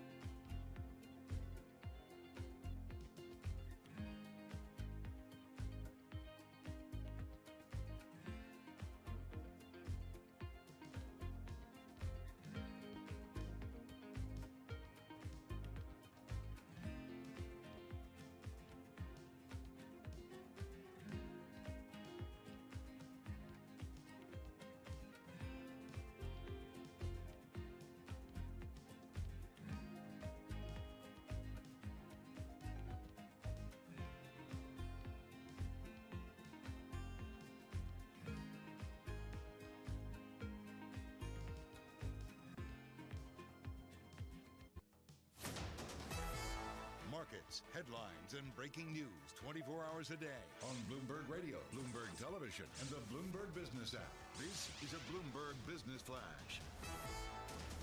And I'm John Tucker of the Bloomberg Newsroom with this Bloomberg Business Flash. Well, stocks are adding to their record close. The data show the economy continuing to add jobs without spurring a surge in wages. So that's kind of even better than Goldilocks could have hoped for. A trader is fully pricing in a Fed rate cut now at the June meeting.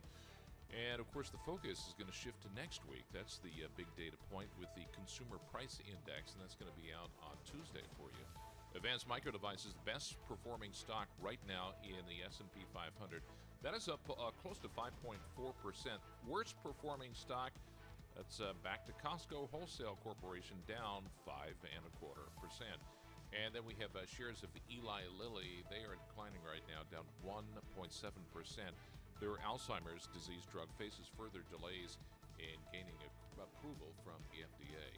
Overall, S&P 500 up 26 points, a 0.5% rise right now, 5183 on the index. The Dow Jones Industrial Average up 94 points, the NASDAQ 100 90 points higher. That's up 0.5%. The more policy-sensitive two-year yield, 4 basis points lower. Right now, that's at 445. And we check the markets for you all day long, right here on Bloomberg Radio. I'm John Tucker, and that is your Bloomberg Business Flash. Alex and Paul. Thank you so much, John Tucker, and happy Friday to everyone. We made it to the end of the week. You're listening to Bloomberg Intelligence on Bloomberg Radio. You can also check us out on YouTube. We are live in the Interactive Broker Studio right here at headquarters in New York. I'm Alex Steele, Paul Sweeney as well. So we have thousands of analysts, hundreds? Let's go with hundreds. Hundreds of analysts that cover 2,000 companies and 130 industries around the world. They are truly the best of the best. And one of the headliners here is Gina Martin Adams. She is the chief equity strategist at Bloomberg Intelligence, and she joins us now from the Golden State. Gina, I'm looking at the market, and I've been skeptical of the rally for a long time. But then I get things like the Russell 2000 up the most and hitting its highest level since March of 2022. Then I get things like you have the equal weighted index sitting at a record high. You have industrials doing really well, and it's not just Uber. Is it time for me to stop being skeptical? Yeah, I dare say, Alex, we should have convinced you a little while ago to stop being skeptical. But frankly, I do think that what is happening in the market, you're not alone. There are a lot of people that are very skeptical in the market, and that is what makes the wall of worry that stocks tend to climb, right? And I do think, though, that when you look at the bulk of the evidence, you see fundamentals starting to turn a corner for the vast majority of the S&P 500, and prices are reflecting that corner that fundamentals are turning. Over the course of 2023, of course, the big argument against stocks was that this market was really just driven by the biggest names, but that argument has been diminished considerably over the last 3 months. We're starting to see breakouts across the board. As a matter of fact, more than half of industrials companies are making new all-time highs over the last 3 months. So you are starting to see much broader gains emerge, small caps starting to show some signs of life as well, breaking across key resistance levels just this week. So we're starting to see more participation, more capitalization participation, more sectors, more stocks really getting on board this bull market. So I guess just on the back, Gina, on the jobs number today, it seems like the bond market is pricing in pretty confidently a rate cut in June. Give us just kind of what your Fed outlook is for kind of the remainder of this year, and how important that is to kind of just the overall fundamental, the movement of the markets. Yeah, so luckily, Paul, that's one thing I don't have to set as a Fed outlook, but I will say that what the equity market is pricing is generally we're starting to adopt the thesis that earnings are improving. Yep. I do think that what's really driving the equity market more than anything is not what's happening in rates. As a matter of fact, we see some very clear evidence that equities are detaching from the rates landscape, and we're not necessarily as closely correlated on a daily basis, monthly basis with what's happening with rates and the bond market speculation about the Fed. And instead, we're looking at much stronger than expected earnings and cash flow growth that has emerged for the S&P 500, and the anticipation that maybe earnings actually will prove to be much stronger than the market was forecasting over the course of this year. I do think that that's the most important driver of stocks. That said, you can't completely ignore the Fed. If the Fed is going to, even just modestly reduce interest rates because inflation risks has diminished, that could be very supportive of equities as well and certainly contribute to valuations. I think the most dangerous condition for stocks right now is one of two things happen. First and foremost, the biggest sort of not predicted component of the market outlook is this idea that maybe inflation is stickier than anticipated. If inflation re-accelerates, that's obviously very bad for stocks because it could compress profit margins. On the other end of the spectrum, if the 있으니 제가 분명히 not great for stocks. 어제 This middle zone of sort of stable 뭔가 policies, 이상하다. inflation, and modest 있으니까 굉장히 이상하다 했잖아요. 세상에 하다 이제 클릭 실수나서는 본실이 말도 못하고요. 지금 일단은 말을 안 해요. 아무 말을 안 해요. 충격이 정신적인 충격이 나갔어요. 정신. 뭐 내도 했다 왔다 갔다 하고요. 그래도 손들었네요. 제가 이거를 도저히 어떻게 해야 될지 저도 좀 생각을 좀 해봐야 되고요. 다 보셨죠? 혹시 여러분들 이제 아셨죠? 제가 잘 못하는 게 아니다. 진짜 사고 눈치는 있습니다. 이제 뭐가 그럴지 다 알게 되셨을 거예요. 이제 느끼셨죠? 이거는 아니에요. 일단 오늘 불구 이제 지났는데요.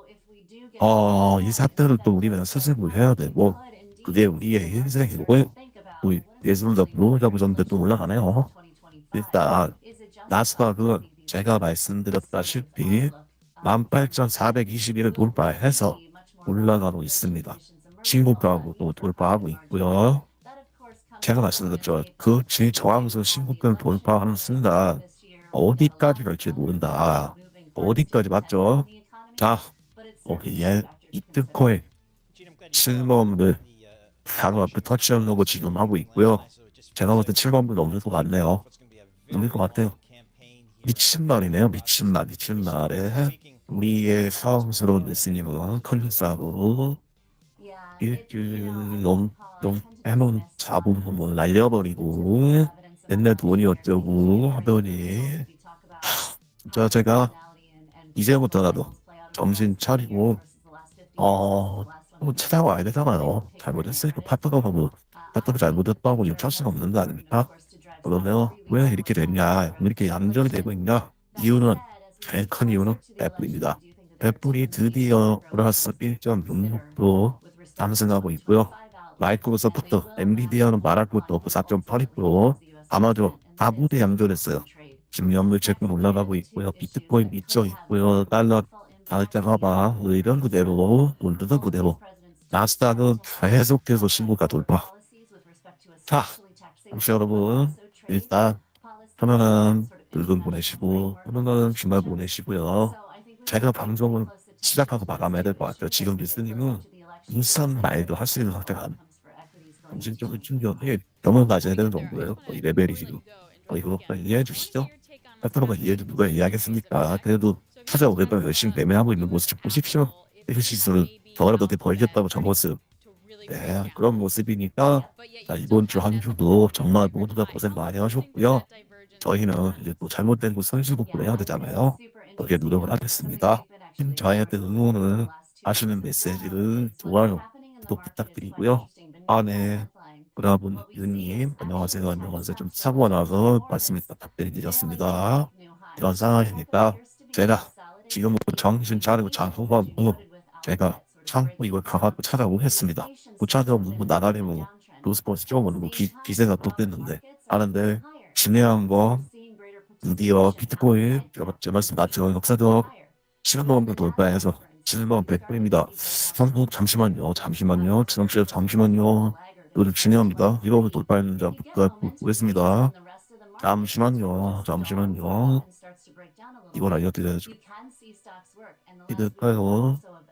이거는 오늘 시험 한 번 더 찍습니다. 이거 바로 앞에 있군요. 진짜로 꼬내고 왔네요. 드디어 이날이 왔네요. 참 신기한 날이네요. 하여튼 비트코인 축하합니다. 저는 비트코인 갖고 있지는 않지만 모두 축하하고요. 자, 주말 잘 보내시고 건강한 모습으로 월요일을 찾아뵙겠습니다. 제가 또 일승일 전리겠습니다. 저희 매매 지금부터 지켜봐 주시고요. 라이브는 오늘 이쯤에서 마감하도록 하겠습니다. 감사합니다. 청취자 여러분. 사랑합니다.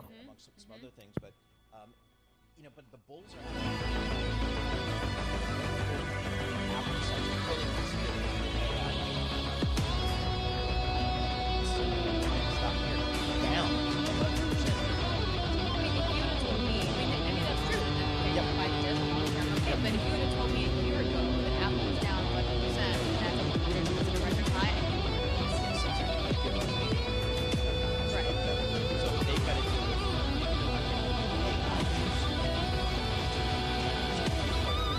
customer base supply chain.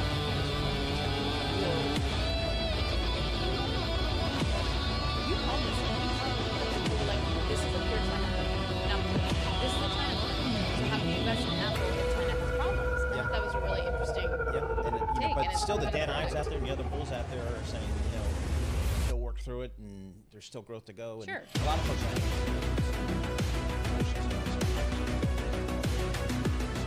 We always love that. In the meantime, Bitcoin rising to 70,000 for the first time.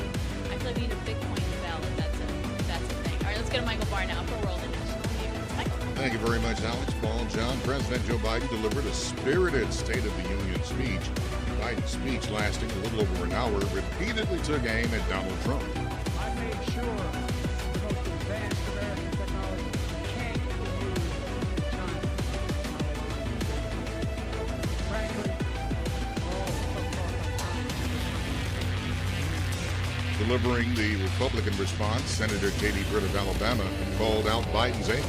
My husband, Wesley, and I just watched President Biden's State of the Union address from our living room.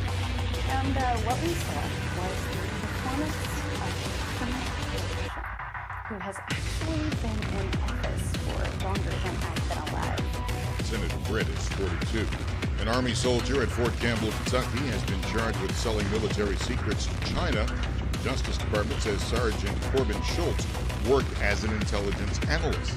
U.S. Attorney Henry Leventis of Asheville. This included documents and information related to advanced fighter aircraft, advanced military helicopters, intercontinental ballistic missiles, high mobility including rocket systems, defensive missile systems, and Chinese military tactics. Leventis says Schultz sold the information for a total of $42,000. This weekend, most of the nation springs forward and move clocks ahead 1 hour. Losing an hour of sleep as daylight saving time kicks in can do more than leave you tired and cranky the next day. Can also harm your health. Studies show darker mornings and more evening sun together knock the body's clock out of whack. Researchers show even an uptick in heart attacks and strokes the first few days after the springtime change. Global news 24 hours a day and as we move to a microservice architecture in the cloud, we have new technical challenges to overcome on a huge scale. And it's great to work in an engineering environment that supports every single step of the way.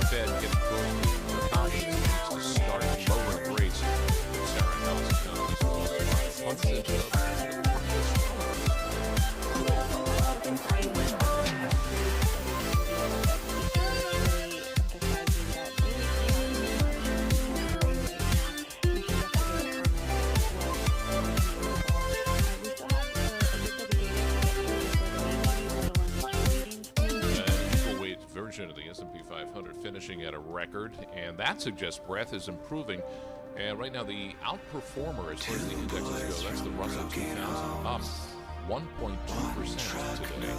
And earnings scorecard, 495 companies in the S&P 500 have reported 76% of those earnings surprises. S&P 500 up 26, 51.83. The Dow up 78 points. Nasdaq 100 79 points. Check the markets for you all day long. I'm John Tucker, and that's your Bloomberg. We drive. Ball in the Alex. All right, thank you so much, John Tucker. You're listening to Bloomberg Television on this Friday. We are live in the Interactive Broker Studio. Alex Steele here alongside Paul Sweeney at our headquarters right here in Manhattan. Let's get started market. I want to pick up on where John Tucker left off. The Russell is at the highest level since 2022. And again, signs of broadening part of the rally and all that's significant as certain parts of tech maybe start to underperform. So joining us now is Grace Lee, Senior Portfolio Manager at Columbia Threadneedle. She is standing by for us. Is this the moment for value, and is it going to last? That's a great question, and thanks for having me on today. I think we're getting closer to a tipping point for value. I think last year our value was sort of hit with a double whammy of rates rising, hurting a lot of defensive sectors, and then you had the AI thing where value doesn't play very obviously in the foreground. But I think right now what you're seeing is people are looking for other opportunities and even other ways to play the AI trade. And we're seeing rate cuts on the horizon, and I think that's also going to be, it's going to drive the return to some of these underperforming sectors from last year. Grace, how do you define value? Well, we look at value in a number of ways. I think we do look to the Russell 1000 value as sort of the broader index, but it also involves just looking for undervalued opportunities, and so I think one thing that has been overlooked is that a lot of companies are going through transformations, and as much as people think that equities are overvalued or something, but there's only pockets, and we look for those pockets. I think Citigroup is actually a really interesting example where the company is going through a significant transformation, simplifying the business, really driving better accountability, and that stock sort of trades at 70% of book value, and we think that is very interesting. So we look for those types of opportunities where even in a very strong market, you look under the covers and there's always something there.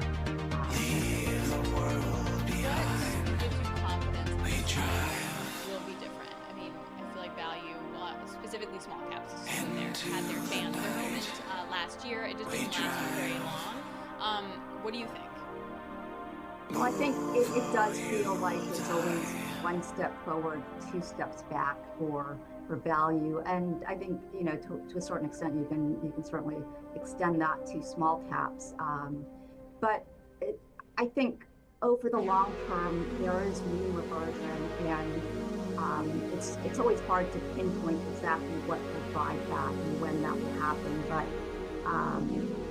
AI is not going to eat the world. It's certainly growing very fast, and we have very high optimism on what it can accomplish. But there are other sectors, and things have to sort of normalize a bit. So, are there sectors per se that you like here, or do you kind of go stock by stock? How do you guys screen for value? So there are some sectors that are interesting. I think healthcare, which was mentioned earlier, there's a lot of interesting value names there. Pfizer, I would call out, is the stock dividend is actually higher than any of its A-rated bonds right now, which is an interesting setup. And they've been emphatic in terms of saying that they will support that dividend. So I think that one's interesting. So aside from healthcare, I think there are also very company-specific opportunities. and we've looked at the AI trade, and AI is not value, but there are certainly opportunities for AI participation amongst value. But I think that's probably one of the most interesting things within our space right now. So I think old tech is actually seeing a bit of a renaissance driven by AI, where people used to think that servers and storage were kind of road, maybe dead for a while because everyone's moving to the cloud and they need less hardware. But as we're seeing now, that is not the case, and there's AI servers that's driving a lot of growth. So I think we saw that specifically with Dell, which we're actually involved in, and that company.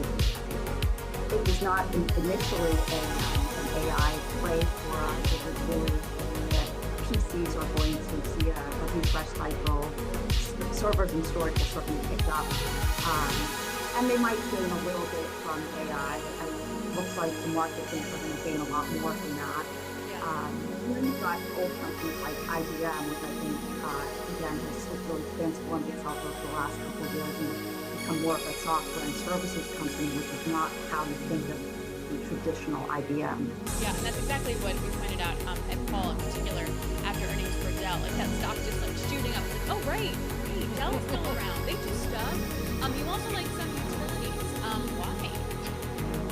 So what AI is going to do is going to drive a lot of power demand, and there are some, and they're probably not, they're in the utility category, but they're the independent power producers, and they're the ones that will benefit directly from higher power prices. There are some that own nuclear assets. There are clean energy, clean power is actually going to be very much in demand by the large hyperscale cloud providers as they want to balance their environmental goals with this massive demand for AI power.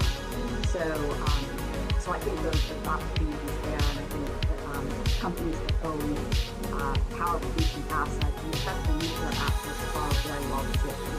All right, Grace, thanks a lot. We really appreciate it. Thank you so much for joining. Grace Lee, Senior Portfolio Manager for Columbia Threadneedle. I was talking to the CEO of Duke Energy about the data centers, and I was like, are you going to just turn customers away? It's like, you literally don't have the supply. It's like, not yet.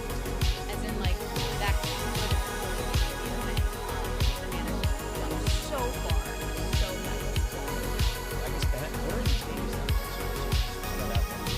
Well, they're more based in the Carolinas. I mean, they have a code everywhere, but they're going to go where there's no space. So you're paying it to hook up to the grid. I don't know how you can solve for that.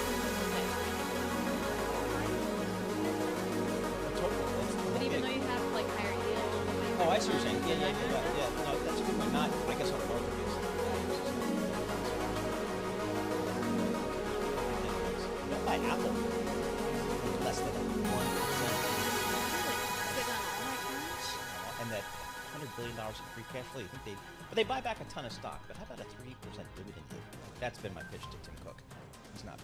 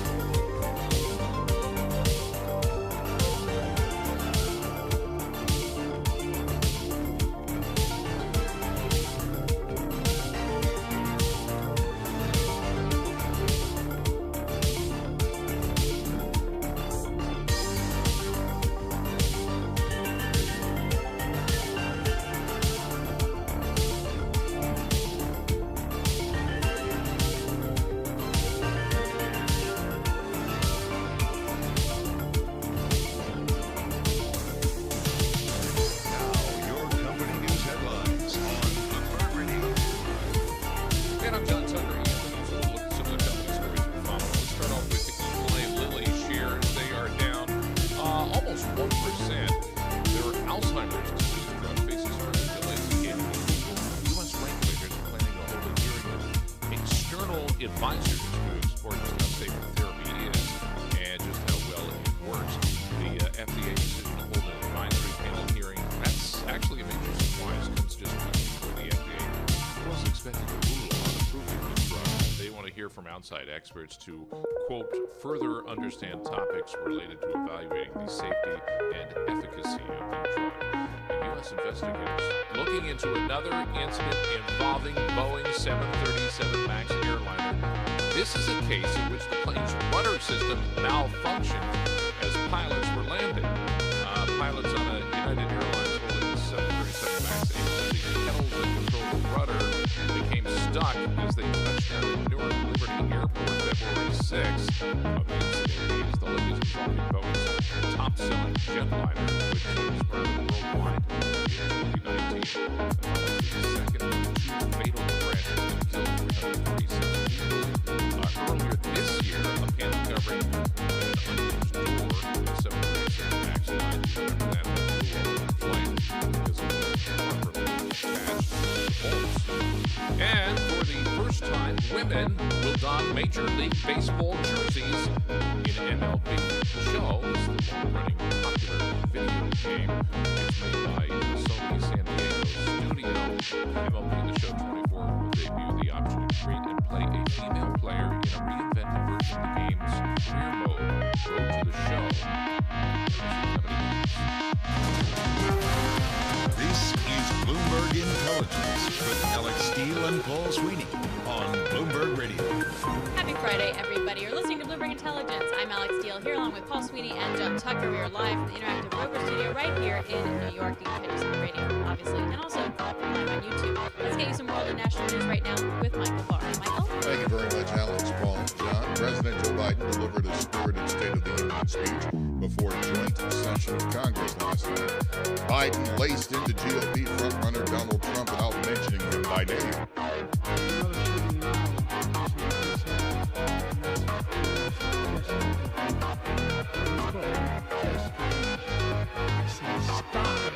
Biden also talked about several subjects, including Russia. Bloomberg's Brian Matheson. Well, certainly there again, he was contrasting himself with Donald Trump. He was saying that Trump really allowed Putin involved in the Russian President Vladimir Putin, and that he subsequently invaded Ukraine, and that only he can push to contain Putin, can protect further ambition when it comes to Europe, that Donald Trump would not be engaged in that, so saying he would be acting in the interest of the U.S. there. Bloomberg's Brian Matheson. In the Republican response, Senator Katie Britt of Alabama talked about issues like border crisis and inflation. The American people are striking back. Well, President Biden proudly proclaims that Bidenomics is working. And still better. Senator Britt spoke from her kitchen table in Montgomery.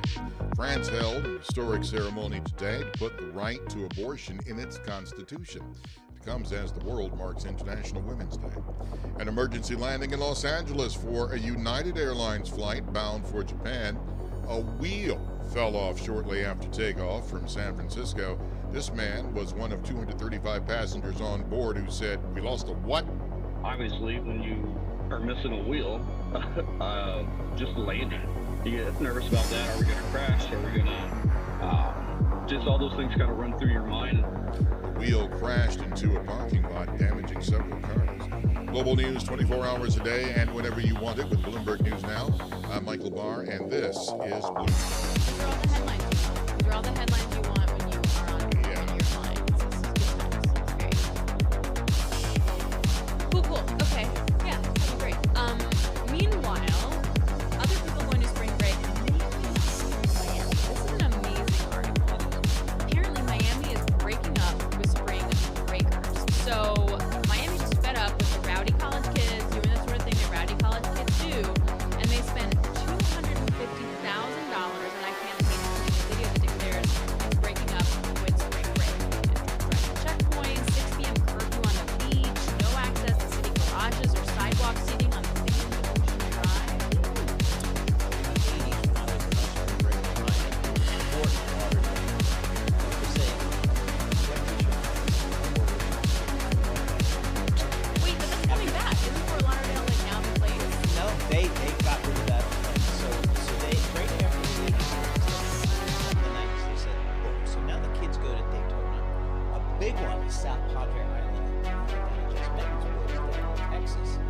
they welcome I'm trying to change all this so they all go to exactly. Cool. Yeah, right outside Paul's house. Exactly. But yeah, so it's tough. And but if you're Miami, this is your time. You're like becoming a financial hub. All the big New York people are moving there, and it's always been a great city. Now it just it's crazy. I mean, but this is all like a Ken Griffin thing. Yeah. Basically, like when you leave Connecticut and you leave New York and all the hedge fund guys go to Florida, they don't want to be carved done at a bar by a 20-year-old. You know what I mean? So you got a different reputation now. But this definitely feels like a big end of an era situation. No, the kids are just fine. I mean, they go international. Mexico, Ireland, South Padre Island. Never been.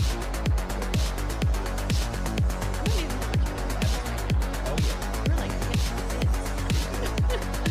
much more coming up on the next hour of Bloomberg Intelligence. This is Bloomberg.